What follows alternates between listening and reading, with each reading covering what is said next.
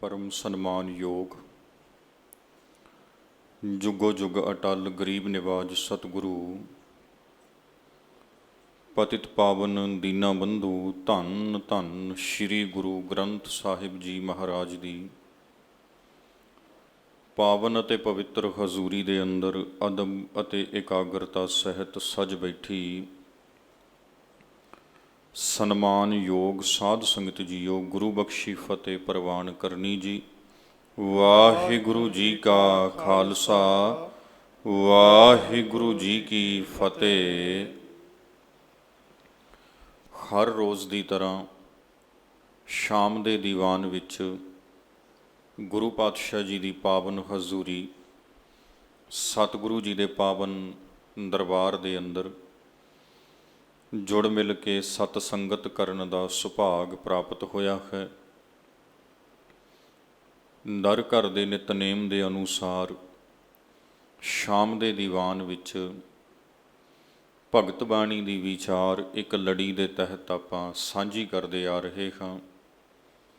प्रकरण जो चल रहा है साध संगत राग सोरठ दे विचों श्रीमान भगत रविदास जी के शब्द हैं जिन्हां दी विचार आप जी सरवण करते आ रहे हो।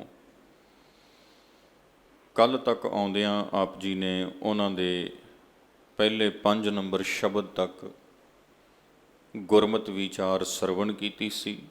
अज 6वां शब्द है जल की भीत पवन का थंबा रक्त बुंद का गारा हाड मास नाड़ी को पिंजर पंखी बसै बिचारा। प्राणी क्या मेरा क्या तेरा जैसे तरबर पंख बसेरा रहाओ। इस पावन शब्द के अंदर भगत रविदास जी ने संसार की हकीकत नूं जो नाशवानता नूं बयान करती है अपने सामने पेश करदियां होइयां समझाउणा कीता कि दुनिया के पदार्थ साडे शरीर के मुढ़ले सुखां दे लई सहाई हो सकते ने पर सदा निभण वाले नहीं हैं ते ना ही इन्हां पदार्थां दे विचों मन की सदीवी शांति जां फिर आत्मिक टिका प्राप्त हो सकता है। उसकी प्राप्ति उसका रस्ता और उसके साधन कोई होर हैं। भगत रविदास जी ये समझा रहे ने भी जिन्हां जिन्हां चीज़ों के मान विच जिन्हां जिन्हां चीज़ों के हंकार विच तू अपने आप नूं वडियाउण की कोशिश कर रहे हैं अपने आप नूं वड्डा समझण की कोशिश कर रहे हैं महान समझण की कोशिश कर रहे हैं। चेता रखी इन्हां पदार्थां नूं खत्म हुंदियां इन्हां पदार्थां नूं बिनसदियां देर नहीं लगेगी। एक बेनती साध संगत आपां पहलां भी सांझी कीती सी क्योंकि जदों प्रकरण मिलदा जुलदा आ जांदा तो फिर कई बारी आपां नूं भाव भी दोहराउणा पैंदा है।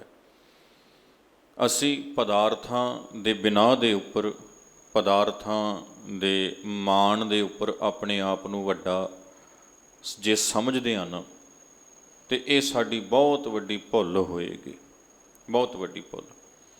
क्योंकि पदार्थां करके कोई वड्डा नहीं हुंदा। असल वडियाई वो है जिहदे विच तुहाडे नाल जुड़िया हर पदार्थ महान हो जाए हर चीज़ महान हो जाए। अज जदों आपां सिख अजायब घरां च जाने हन तो उत्थे जाके जदों आपां वेखदे हां भी आ वो तीर आ ते आ नेजा है आ किरपान है जिहड़ी कदी साडे सच्चे पातशाह दे हत्थ च रही सी। हुण किरपानां ते उस वेले होर भी बड़ियां होणियां साध संगत पर साडे लई महान वो आ जिहड़ी गुरु पातशाह दे हत्थ च रही। हुण सतगुरु दे नाल जुड़न करके वो पदार्थ भी महान हो गया।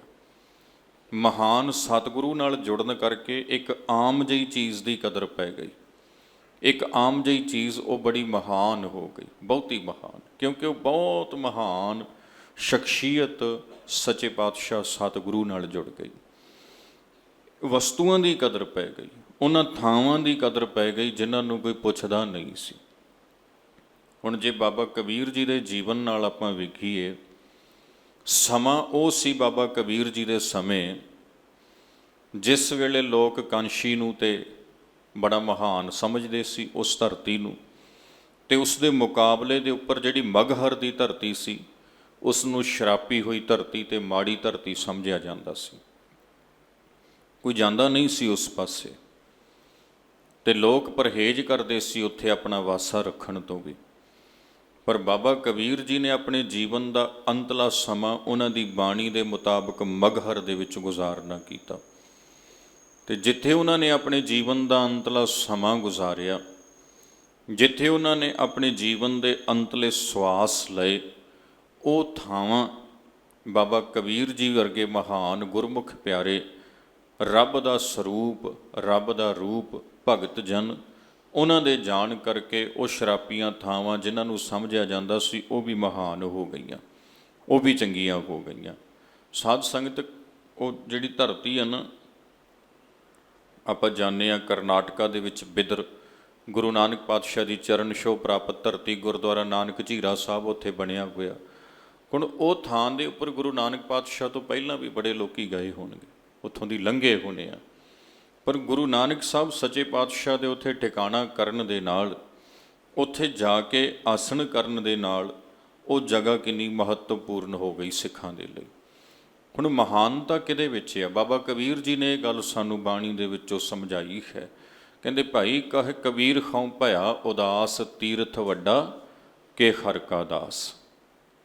ਬਾਬਾ ਕਬੀਰ ਜੀ ਕਹਿੰਦੇ ਥਾਵਾਂ ਮਹਾਨ ਨੇ, ਜ਼ਰੂਰੀ ਨਹੀਂ ਕਿ ਉਹਨਾਂ ਮਹਾਨ ਥਾਵਾਂ 'ਤੇ ਜਾਣ ਵਾਲੇ ਸਾਰੇ ਹੀ ਮਹਾਨ ਹੋ ਜਾਣ, ਪਰ ਇਹ ਚੇਤਾ ਰੱਖਣਾ, ਜਿਹੜੇ ਮਹਾਨ ਪਰਮੇਸ਼ਰ ਨਾਲ ਜੁੜ ਕੇ ਮਹਾਨ ਰੱਬ ਦੇ ਪਿਆਰੇ ਬਣ ਗਏ ਨਾ, ਉਹ ਜਿੱਥੇ ਵੀ ਚਲੇ ਜਾਣ, ਜਿਹੜੀਆਂ ਚੀਜ਼ਾਂ ਉਹਨਾਂ ਨਾਲ ਜੁੜ ਜਾਣ, ਉਹ ਸਾਰੀਆਂ ਚੀਜ਼ਾਂ ਮਹਾਨ ਹੋ ਜਾਂਦੀਆਂ ਨੇ, ਕਿਉਂਕਿ ਉਹ ਮਹਾਨ ਗੁਰਮੁਖ ਪਿਆਰਿਆਂ ਨਾਲ ਜੁੜ ਗਈਆਂ ਨੇ। ਸੋ ਪਦਾਰਥਾਂ ਦੀ ਬਿਨਾਂ ਦੇ ਉੱਪਰ ਆਪਣੇ ਆਪ ਨੂੰ ਵੱਡਾ ਸਮਝਣਾ, ਇਹ ਬੜੀ ਛੋਟੀ ਗੱਲ ਹੈ। ਦੂਜੇ ਪਾਸੇ ਆਪਣੇ ਜੀਵਨ ਦੀ ਘਾਟ ਐਵੇਂ ਦੀ ਘੜ ਲੈਣੀ ਬਈ ਜ਼ਿੰਦਗੀ ਨਾਲ ਜੁੜੀਆਂ ਹੋਈਆਂ ਨਿੱਕੀਆਂ ਨਿੱਕੀਆਂ ਚੀਜ਼ਾਂ ਵੀ ਮਹਾਨ ਬਣ ਜਾਣ, ਇਹ ਇੱਕ ਬਹੁਤ ਵੱਡੀ ਪ੍ਰਾਪਤੀ ਹੈ ਸਾਧ ਸੰਗਤ। ਇਹ ਦੁਨਿਆਵੀ ਖੇਤਰ 'ਚ ਹੋ ਸਕਦੀ ਆ, ਤੇ ਅਧਿਆਤਮਿਕ ਖੇਤਰ 'ਚ ਇਹ ਪ੍ਰਾਪਤੀ ਹੋਵੇ ਨਾ, ਤੇ ਸਿਖਰਲੀ ਪ੍ਰਾਪਤੀ ਹੈ। ਇਹ ਜ਼ਿੰਦਗੀ ਦੀ ਅੰਤਮ ਅਵਸਥਾ ਹੈ, ਬਹੁਤ ਵੱਡੀ ਪ੍ਰਾਪਤੀ ਹੈ। ਸੋ ਸਤਿਗੁਰੂ ਮਹਾਰਾਜ ਸੱਚੇ ਪਾਤਸ਼ਾਹ ਪਾਵਨ ਸ਼ਬਦ ਵਿੱਚੋਂ ਆਪਾਂ ਨੂੰ ਇਹ ਸਮਝਾ ਰਹੇ ਨੇ, ਭਾਈ ਪਦਾਰਥਾਂ ਦਾ ਮਾਣ ਝੂਠਾ ਮਾਣ ਹੈ, ਪਦਾਰਥਾਂ ਦਾ ਮਾਣ ਬਿਨਸਣ ਵਾਲਾ ਮਾਣ ਹੈ। ਪਦਾਰਥਾਂ ਨੇ ਸਦਾ ਰਹਿਣਾ ਕੋਈ ਨਹੀਂ, ਪਦਾਰਥਾਂ ਨੇ ਸਮਾਂ ਪਾ ਕੇ ਬਿਨਸ ਜਾਣਾ ਹੈ। ਇਸ ਲਈ ਇਹਨਾਂ ਦੇ ਵਿੱਚ ਜੁੜ ਕੇ ਆਪਣੇ ਆਪ ਨੂੰ ਵੱਡਾ ਨਾ ਗਿਣ। ਤੂੰ ਵੱਡਾ ਤਾਂ ਹੈ ਜੇਕਰ ਵੱਡੇ ਪਰਮੇਸ਼ਰ ਨਾਲ ਜੁੜਿਆ ਹੋਇਆ ਹੈ। ਭਾਈ ਜਿਹੜੀਆਂ ਵੀ ਮਨ ਵਿੱਚ ਤੇਰੇ ਮੇਰਾ ਤੇਰਾ ਹਨ, ਵਿਤਕਰੇ ਹਨ, ਵੰਡਾਂ ਹਨ, ਉਹਨਾਂ ਵੰਡਾਂ ਤੇ ਉਹਨਾਂ ਵਿਤਕਰਿਆਂ ਨੂੰ ਆਪਣੇ ਮਨ ਦੇ ਵਿੱਚੋਂ ਕੱਢ ਦੇ। ਜਦੋਂ ਵੰਡਾਂ, ਵਿਤਕਰੇ ਤੇ ਵੱਖਰੇਵੇਂ ਮਨ ਵਿੱਚੋਂ ਨਿਕਲ ਜਾਣਗੇ ਨਾ ਸਾਧ ਸੰਗਤ, ਜਿਵੇਂ ਪਾਤਸ਼ਾਹ ਦੀ ਬਾਣੀ ਦਾ ਬਚਨ ਹੈ ਨਾ, ਫਰੀਦਾ ਮਨ ਮੈਦਾਨ ਕਰ ਟੋਏ ਟਿੱਬੇ ਲਾ। ਜਿਹੜੇ ਮਨ ਦੇ ਇਹ ਵਿਤਕਰੇ ਨੇ ਨਾ, ਟੋਏ ਟਿੱਬੇ ਮਨ ਦੇ ਵਿਤਕਰੇ ਨੇ, ਮੇਰਾ ਤੇਰਾ ਨੇ, ਬਾਬਾ ਰਵਿਦਾਸ ਜੀ ਨੇ ਮੇਰਾ ਤੇਰਾ ਕਹਿ ਦਿੱਤਾ, ਕਿਆ ਮੇਰਾ ਕਿਆ ਤੇਰਾ। ਇਹ ਜਿਹੜੀਆਂ ਮੇਰਾ ਤੇਰਾ ਹਨ, ਇਹਨਾਂ ਨੇ ਨਾ ਮਨੁੱਖੀ ਸੁਰਤ ਨੂੰ ਇੱਦਾਂ ਵੰਡ ਦਿੱਤਾ, ਇਹਨੂੰ ਬੰਦ ਕਰ ਦਿੱਤਾ। ਜਿਵੇਂ ਆਪਾਂ ਇੱਕ ਡੱਬਾ ਬਣਾ ਕੇ ਉਹਨੂੰ ਚਾਰੇ ਪਾਸਿਓਂ ਉੱਪਰੋਂ ਹੇਠੋਂ ਬੰਦ ਕਰ ਦਈਏ ਨਾ, 6 ਦੇ 6 ਪਾਸਿਆਂ ਤੋਂ, ਤੇ ਫਿਰ ਉਹ ਜਦੋਂ ਬੰਦ ਹੋ ਗਿਆ ਤੇ ਬਾਹਰਲਾ ਪ੍ਰਕਾਸ਼, ਬਾਹਰਲੀ ਵਿਸ਼ਾਲਤਾ ਦੇ ਨਾਲੋਂ ਉਹਦਾ ਸੰਬੰਧ ਟੁੱਟ ਜਾਏਗਾ। ਬਿਲਕੁਲ ਉਸੇ ਤਰ੍ਹਾਂ ਜਿਵੇਂ ਆਪਾਂ ਇੱਕ ਘੜਾ ਲਿਆ, ਇੱਕ ਸਮੁੰਦਰ ਜਿਹੜਾ ਬਹੁਤ ਵਿਸ਼ਾਲ ਸਮੁੰਦਰ ਹੈ, ਉਹਦੇ ਕਿਨਾਰੇ 'ਤੇ ਗਏ ਤੇ ਘੜੇ ਨੂੰ ਪਾਣੀ ਦਾ ਭਰਿਆ, ਤੇ ਭਰ ਕੇ ਪਾਣੀ ਦਾ ਘੜੇ ਨੂੰ ਇੱਦਾਂ ਸਮੁੰਦਰ ਦੇ ਵਿੱਚ ਆਪਾਂ ਡਬੋ ਕੇ ਰੱਖੀਏ ਨਾ, ਤੇ ਸਮੁੰਦਰ ਦਾ ਹੀ ਪਾਣੀ ਜਦੋਂ ਘੜੇ 'ਚ ਕੈਦ ਹੋ ਗਿਆ ਤੇ ਬਾਕੀ ਪਾਣੀ ਨਾਲੋਂ ਫਿਰ ਉਹ ਵੱਖਰਾ ਹੋ ਜਾਂਦਾ, ਉਹ ਟੁੱਟ ਜਾਂਦਾ, ਉਹ ਨਹੀਂ ਰਹਿ ਪਾਉਂਦਾ, ਉਹ ਤੋਂ ਸੈਪਰੇਟ ਹੋ ਜਾਂਦਾ। ਭਾਵੇਂ ਉਹ ਹੁੰਦਾ ਉਸੇ ਦਾ ਹੀ ਰੂਪ ਆ, ਪਰ ਉਹ ਵੱਖਰਾ ਹੋ ਗਿਆ ਉਹਦੇ ਤੋਂ। ਜਦੋਂ ਵੱਖਰਾ ਹੋ ਗਿਆ ਤੇ ਉਹਦਾ ਵਡੱਪਣ ਵੀ ਚਲਾ ਗਿਆ। ਜਦੋਂ ਵੱਖਰਾ ਹੋ ਗਿਆ ਤੇ ਹੌਲੀ ਹੌਲੀ ਕਰਕੇ ਉਹਨੇ ਉਹਦੇ ਗੁਣਾਂ ਨੂੰ ਵੀ ਤਿਆਗ ਜਾਣਾ, ਤੇ ਹੌਲੀ ਹੌਲੀ ਕਰਕੇ ਉਹਦੀ ਨਿਰਮਲਤਾ ਨੇ ਵੀ ਖਤਮ ਹੋ ਜਾਣਾ, ਪਵਿੱਤਰਤਾ ਨੇ ਵੀ ਖਤਮ ਹੋ ਜਾਣਾ ਹੈ।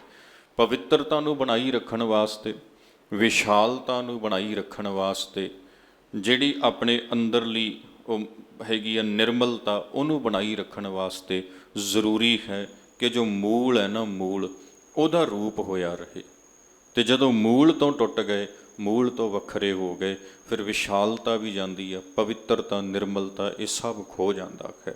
ਜ਼ਰੂਰੀ ਹੈ ਸਾਧ ਸੰਗਤ ਮੂਲ ਨਾਲ ਜੁੜਿਆ ਰਹਿਣਾ। ਮਹਾਰਾਜ ਜੀ ਇਸ ਲਈ ਦੱਸਦੇ ਨੇ ਵੀ ਮਨ ਵਿੱਚ ਮੇਰਾ ਤੇਰਾ ਨੇ ਜਿਹੜੀਆਂ, ਉਹ ਬਿਲਕੁਲ ਉਹ ਘੜੇ ਵਾਂਗ ਇੱਦਾਂ ਮਨ ਨੂੰ ਤੰਗ ਕਰ ਦਿੰਦੀਆਂ ਨੇ, ਅਤੇ ਵਿਸ਼ਾਲ ਵਾਹਿਗੁਰੂ ਸੱਚੇ ਪਾਤਸ਼ਾਹ ਜੀ ਦੇ ਸਰੂਪ ਨਾਲੋਂ ਤੋੜ ਦਿੰਦੀਆਂ ਨੇ, ਵੱਖਰਾ ਕਰ ਦਿੰਦੀਆਂ ਨੇ। ਇਸੇ ਲਈ ਸੱਚੇ ਪਾਤਸ਼ਾਹ ਬਾਣੀ ਵਿੱਚੋਂ ਥਾਂ ਪੁਰ ਥਾਂ ਤੋਂ ਸਮਝਾਉਂਦੇ ਨੇ, ਮਨ ਤੂੰ ਜੋਤ ਸਰੂਪ ਹੈ ਆਪਣਾ ਮੂਲ ਪਛਾਣ, ਸਭ ਕਿਛ ਘਰ ਮਹਿ ਬਾਹਰ ਨਾਹੀਂ, ਬਾਹਰ ਟੋਲੈ ਸੋ ਭਰਮ ਭੁਲਾਹੀ। ਗੁਰੂ ਸਾਹਿਬ ਨੇ ਇਹਨਾਂ ਪਾਵਨ ਬਚਨਾਂ ਵਿੱਚੋਂ ਇਹ ਸਮਝਾਉਣਾ ਕੀਤਾ, ਭਾਈ ਬੜਾ ਵੱਡਾ ਵਿਸ਼ਾਲ ਵਾਹਿਗੁਰੂ ਜੀ, ਉਹਦੀ ਅੰਸ਼, ਉਹਦੀ ਕਿਰਨ ਤੇਰੇ ਆਪਣੇ ਮਨ ਦੇ ਵਿੱਚ ਟਿਕੀ ਹੋਈ ਹੈ, ਪਰ ਮਨ ਦੇ ਦੁਆਲੇ ਖਿੱਚੀਆਂ ਲਕੀਰਾਂ ਕਰਕੇ ਡੱਬੇ ਵਾਂਗ, ਘੜੇ ਦੇ ਪਾਣੀ ਵਾਂਗ ਇਹ ਮਨ ਜਿਹੜਾ ਹੈਗਾ ਨਾ, ਉਹਦੇ ਨਾਲੋਂ ਟੁੱਟ ਗਿਆ ਹੈ, ਉਹਦੇ ਨਾਲੋਂ ਵੱਖਰਾ ਹੋ ਗਿਆ ਹੈ। ਬਸ ਤੂੰ ਇਹਨਾਂ ਦੀਵਾਰਾਂ ਨੂੰ ਤੋੜ ਅਤੇ ਇਹਨੇ ਆਪਣੀ ਵਿਸ਼ਾਲਤਾ 'ਚ ਆਪ ਸਮਾ ਜਾਣਾ ਹੈ। ਮੇਰਾ ਤੇਰਾਂ ਦੀਆਂ ਜੋ ਦੀਵਾਰਾਂ ਹਨ ਸਾਧ ਸੰਗਤ, ਮੋਹ ਮਾਇਆ ਦੀਆਂ ਜੋ ਦੀਵਾਰਾਂ ਹਨ, ਉਹ ਤੋੜਨੀਆਂ ਪੈਣੀਆਂ ਨੇ। ਅਤੇ ਇਹ ਆਪਾਂ ਨੂੰ ਆਪਣੇ ਅੰਦਰ ਆਪ ਝਾਤੀ ਮਾਰਨੀ ਪੈਣੀ ਹੈ। ਆਪਣੇ ਆਪੇ ਦਾ ਅਧਿਐਨ ਸਾਨੂੰ ਆਪ ਕਰਨਾ ਪੈਣਾ ਵੀ ਸਾਡੇ ਮਨ ਵਿੱਚ ਕਿਹੜੀ ਕਿਹੜੀ ਦੀਵਾਰ ਉਸਰੀ ਹੋਈ ਹੈ। ਗੁਰੂ ਸਾਹਿਬ ਨੇ ਬੜੀਆਂ ਦੀਵਾਰਾਂ ਦਾ ਜ਼ਿਕਰ ਕੀਤਾ ਹੈ। ਇੱਕ ਥਾਂ 'ਤੇ ਜਪਜੀ ਸਾਹਿਬ ਦੀ ਪਹਿਲੀ ਪੌੜੀ ਵਿੱਚ ਤੇ ਸੱਚੇ ਸਤਿਗੁਰ ਨੇ ਗੱਲ ਹੀ ਮੁਕਾ ਦਿੱਤੀ, ਕਿਵ ਸਚਿਆਰਾ ਹੋਈ ਹੈ, ਕਿਵ ਕੂੜੈ ਟੁੱਟੈ ਪਾਲ। ਮਹਾਰਾਜ ਨੇ ਇੱਥੇ ਸਾਰੀਆਂ ਪਾਲਾਂ ਦੀ ਗੱਲ ਕਰਦੇ ਹੋਏ, ਦੀਵਾਰਾਂ ਦੀ ਗੱਲ ਕਰਦੇ ਹੋਏ ਬਚਨ ਕਰ ਦਿੱਤਾ। ਕਹਿੰਦੇ ਭਾਈ ਤੱਤ ਤੇ ਇਹ ਹੈ ਵੀ ਜਿਹੜੀਆਂ ਕੂੜ ਦੀਆਂ ਪਾਲਾਂ ਬੰਨ੍ਹ ਰੱਖੀਆਂ ਨੇ ਨਾ, ਇਹਨਾਂ ਨੂੰ ਤੋੜਨਾ ਪਏਗਾ। ਅਤੇ ਤੋੜਨ ਦਾ ਤਰੀਕਾ ਹੈ ਭਾਈ ਹੁਕਮ ਰਜ਼ਾਈ ਚੱਲਣਾ, ਨਾਨਕ ਲਿਖਿਆ ਨਾਲ। ਹੁਕਮ ਨੂੰ ਜਾਣਨਾ ਪਏਗਾ। ਕਹੋ ਨਾਨਕ ਜਿਨ ਹੁਕਮ ਪਛਾਤਾ, ਪ੍ਰਭ ਸਾਹਿਬ ਕਾ ਤਿਨ ਭੇਦ ਜਾਤਾ। ਭੇਦ ਉਹੀ ਜਾਣਦੇ ਹਨ ਭਾਈ ਜਿਹੜੇ ਹੁਕਮ ਨੂੰ ਪਛਾਣ ਲੈਂਦੇ ਹਨ। ਸੋ ਉਹਦੇ ਲਈ ਸਾਧ ਸੰਗਤ ਅੰਤਰ ਝਾਤੀ ਮਾਰਨੀ ਪੈਣੀ ਹੈ। ਅਤੇ ਮਨ ਵਿੱਚ ਜੇ ਕੋਈ ਵੀ ਕਿਸੇ ਪ੍ਰਕਾਰ ਦੀ ਦੀਵਾਰ ਨਜ਼ਰ ਆਉਂਦੀ ਹੈ ਨਾ, ਉਹਨੂੰ ਤੋੜ ਦੇਣਾ ਪੈਣਾ ਹੈ। ਇੱਕ ਬੇਨਤੀ ਨੂੰ ਇੱਥੇ ਇਹ ਵੀ ਸਮਝਣਾ, ਆਪ ਜੀ ਨੇ ਸਤਿਗੁਰੂ ਨੇ ਇੱਕ ਥਾਂ 'ਤੇ ਬਾਣੀ ਅੰਦਰ ਇਹ ਵੀ ਲਿਖ ਦਿੱਤਾ, ਕਹਿੰਦੇ ਭਾਂਭੀਰੀ ਕੇ ਪਾਤ ਪਾਰ ਦੋ ਬਿਨ ਪਿਖ ਹੈ ਦੂਰਾਏ। ਇਹ ਦੀਵਾਰ ਨਾ ਕਈ ਵਾਰੀ ਦਿਸਦੀ ਵੀ ਹੈ ਨਹੀਂ, ਇੱਕ ਟਰਾਂਸਪੇਰੈਂਟ ਵੀ ਹੋ ਜਾਂਦੀ। ਜਿਵੇਂ ਆਪਣੇ ਨਾ ਆ ਇੱਥੇ ਦਰਵਾਜ਼ਾ ਲੱਗਿਆ ਆਟੋਮੈਟਿਕ, ਮੇਰਾ ਖਿਆਲ ਹੈ ਸ਼ਾਇਦ ਹੁਣੇ ਬੰਦ ਪਿਆ ਵਾ, ਸ਼ੀਸ਼ੇ ਦਾ ਹੈ ਨਾ। ਕਈ ਵਾਰੀ ਅਸੀਂ ਇੱਥੇ ਨਿਆਣਿਆਂ ਨੂੰ ਟਕਰਾਉਂਦੇ ਵੇਖਿਆ ਇਹਦੇ ਨਾਲ। ਜਦੋਂ ਦਰਵਾਜ਼ਾ ਬੰਦ ਹੁੰਦਾ, ਇਹਦੇ ਸੈਂਸਰ ਨੇ ਕੰਮ ਕਰਨਾ ਅਤੇ ਇਹਨੇ ਇੱਕ ਸਮਾਂ ਲੈਣਾ 1 ਸੈਕਿੰਡ ਦਾ ਖੁੱਲ੍ਹਣ ਵਾਸਤੇ, ਪਰ ਨਿਆਣਾ ਕਿਉਂਕਿ ਉਹ ਸ਼ੀਸ਼ਾ 'ਤੇ ਵੇਖਦਾ ਨਹੀਂ, ਉਹ ਤੋਂ ਪਾਰ ਵੇਖਦਾ, ਅਤੇ ਫਿਰ ਉਹ ਦੌੜ ਕੇ ਲੰਘਣ ਦੀ ਕੋਸ਼ਿਸ਼ ਕਰਦਾ। ਕਈ ਵਾਰੀ ਅਸੀਂ ਵੇਖਿਆ ਨਿਆਣੇ ਟਕਰਾ ਜਾਂਦੇ ਨੇ। ਹੁਣ ਹੈ ਇੱਕ ਦੀਵਾਰ ਪਰ ਨਜ਼ਰ ਨਹੀਂ ਆਉਂਦੀ, ਦਿਸਦੀ ਨਹੀਂ। ਦਿਸਦੀ ਨਾ ਹੋਣ ਕਰਕੇ ਉਹਦਾ ਅਹਿਸਾਸ ਉਦੋਂ ਹੁੰਦਾ ਜਦੋਂ ਅਸੀਂ ਉਸ ਨਾਲ ਟਕਰਾ ਜਾਂਦੇ ਹਾਂ। ਭਲਾ ਆ ਜੇ ਫਿਰ ਵੀ ਸਾਨੂੰ ਅਹਿਸਾਸ ਹੋ ਜਾਏ ਮਨ ਵਿੱਚ ਕਿਸੇ ਇਹੋ ਜਿਹੀ ਦੀਵਾਰ ਦਾ।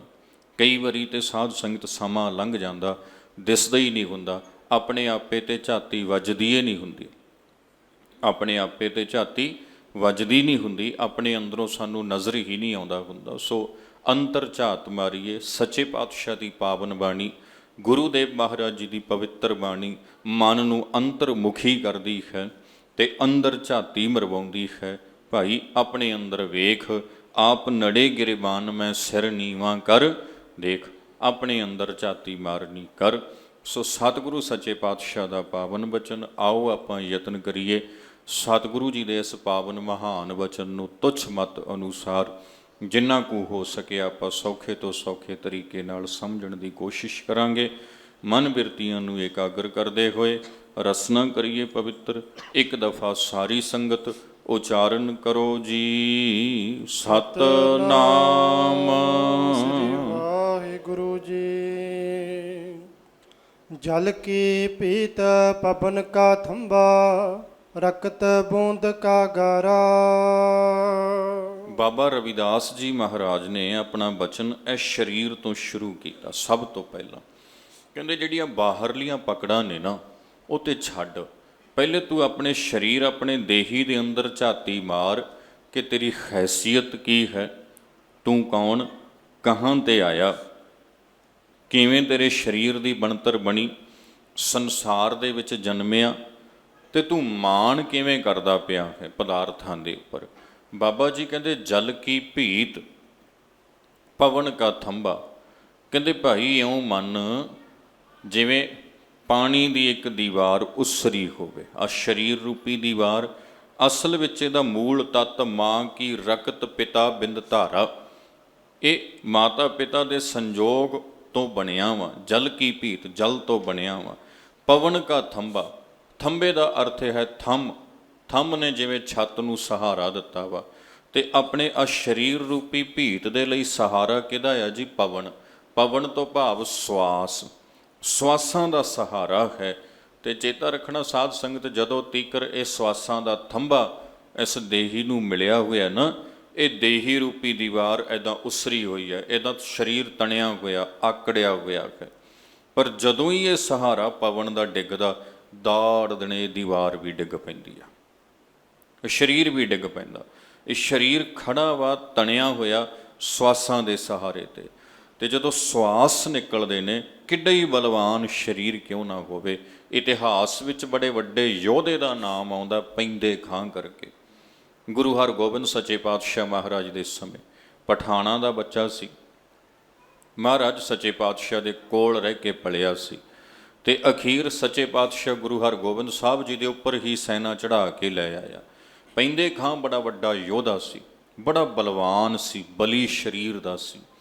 ਕਹਿੰਦੇ ਨਾ ਇੱਦਾਂ ਬਾਹਾਂ ਸਿੱਧੀਆਂ ਕਰਕੇ ਦੋ ਦੋ ਜਣਿਆਂ ਨੂੰ ਨਾਲ ਲਮਕਾ ਲੈਂਦਾ ਸੀ, ਤੇ ਜੇ ਘੋੜਾ ਦੌੜਦਾ ਹੁੰਦਾ ਜੱਫਾ ਪਾ ਕੇ ਰੋਕ ਲੈਂਦਾ ਸੀ। ਇੱਦਾਂ ਕਹਿੰਦੇ ਨੇ ਵੀ ਐਡਾ ਤਕੜਾ ਸੀ। ਹੋਏਗਾ, ਅੱਜ ਵੀ ਬੜੇ ਹਨ ਤਕੜੇ ਸਰੀਰ ਕਰਕੇ, ਬੜੇ ਤਕੜੇ ਤੋਂ ਤਕੜੇ ਭਲਵਾਨ ਪਏ ਨੇ, ਮੱਲ ਪਏ ਨੇ। ਪੈਂਦੇ ਖਾਂ ਵੀ ਹੋਣਾ ਐਡਾ ਤਕੜਾ, ਤੇ ਇੰਨਾ ਤਕੜਾ, ਏਡੇ ਵੱਡੇ ਸਰੀਰ ਦਾ ਮਾਲਕ, ਇੰਨੀ ਜਾਨ ਵਾਲਾ।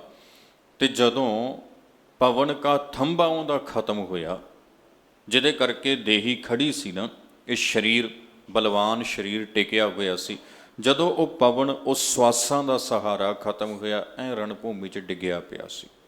ਐਡਾ ਤਕੜਾ ਸਰੀਰ ਡਿੱਗਿਆ ਪਿਆ ਸੀ, ਤੇ ਉਹ ਹਿਲਾਇਆ ਹਲਦਾ ਨਹੀਂ ਸੀ, ਜਿਹੜਾ ਬੜੇ ਮਾਣ ਨਾਲ ਚੱਲਦਾ ਸੀ, ਜਿਹਨੂੰ ਆਪਣੇ ਬਲ ਉੱਪਰ, ਆਪਣੀ ਤਾਕਤ ਉੱਪਰ ਬੜਾ ਮਾਣ ਸੀ। ਪਰ ਇਹ ਸਭ ਕੁਝ ਸਾਧ ਸੰਗਤ ਕੇਵਲ ਤੇ ਕੇਵਲ ਆ ਪਵਨ ਦੇ ਸਹਾਰੇ ਟਿਕਿਆ ਹੋਇਆ ਹੈ, ਸਵਾਸਾਂ ਦੇ ਸਹਾਰੇ ਟਿਕਿਆ ਹੋਇਆ ਹੈ। ਤੇ ਜਦੋਂ ਇਹ ਸਵਾਸਾਂ ਦਾ ਸਹਾਰਾ ਬਿਨਸਦਾ, ਇਹਦੇ ਸਹਾਰੇ ਉਸਰਿਆ ਹੋਇਆ ਮਹਲ ਵੀ ਡਿੱਗ ਪੈਂਦਾ ਹੈ। ਜਦੋਂ ਤੱਕ ਇਹ ਥੰਬ ਸਲਾਮਤ ਹੈ ਸਵਾਸਾਂ ਦਾ, ਉਦੋਂ ਤੱਕ ਇਹ ਸਰੀਰ ਵੀ ਸਲਾਮਤ ਹੈ। ਪਾਤਸ਼ਾਹ ਕਹਿੰਦੇ ਪਵਨ ਕਾ ਥੰਬਾ ਰਕਤ ਬੁੰਦ ਕਾ ਗਾਰਾ। ਭਾਈ ਰਕਤ ਅਤੇ ਬਿੰਦ ਤੋਂ ਇਹ ਨਿੰਮਿਆ ਹੋਇਆ ਹੈ।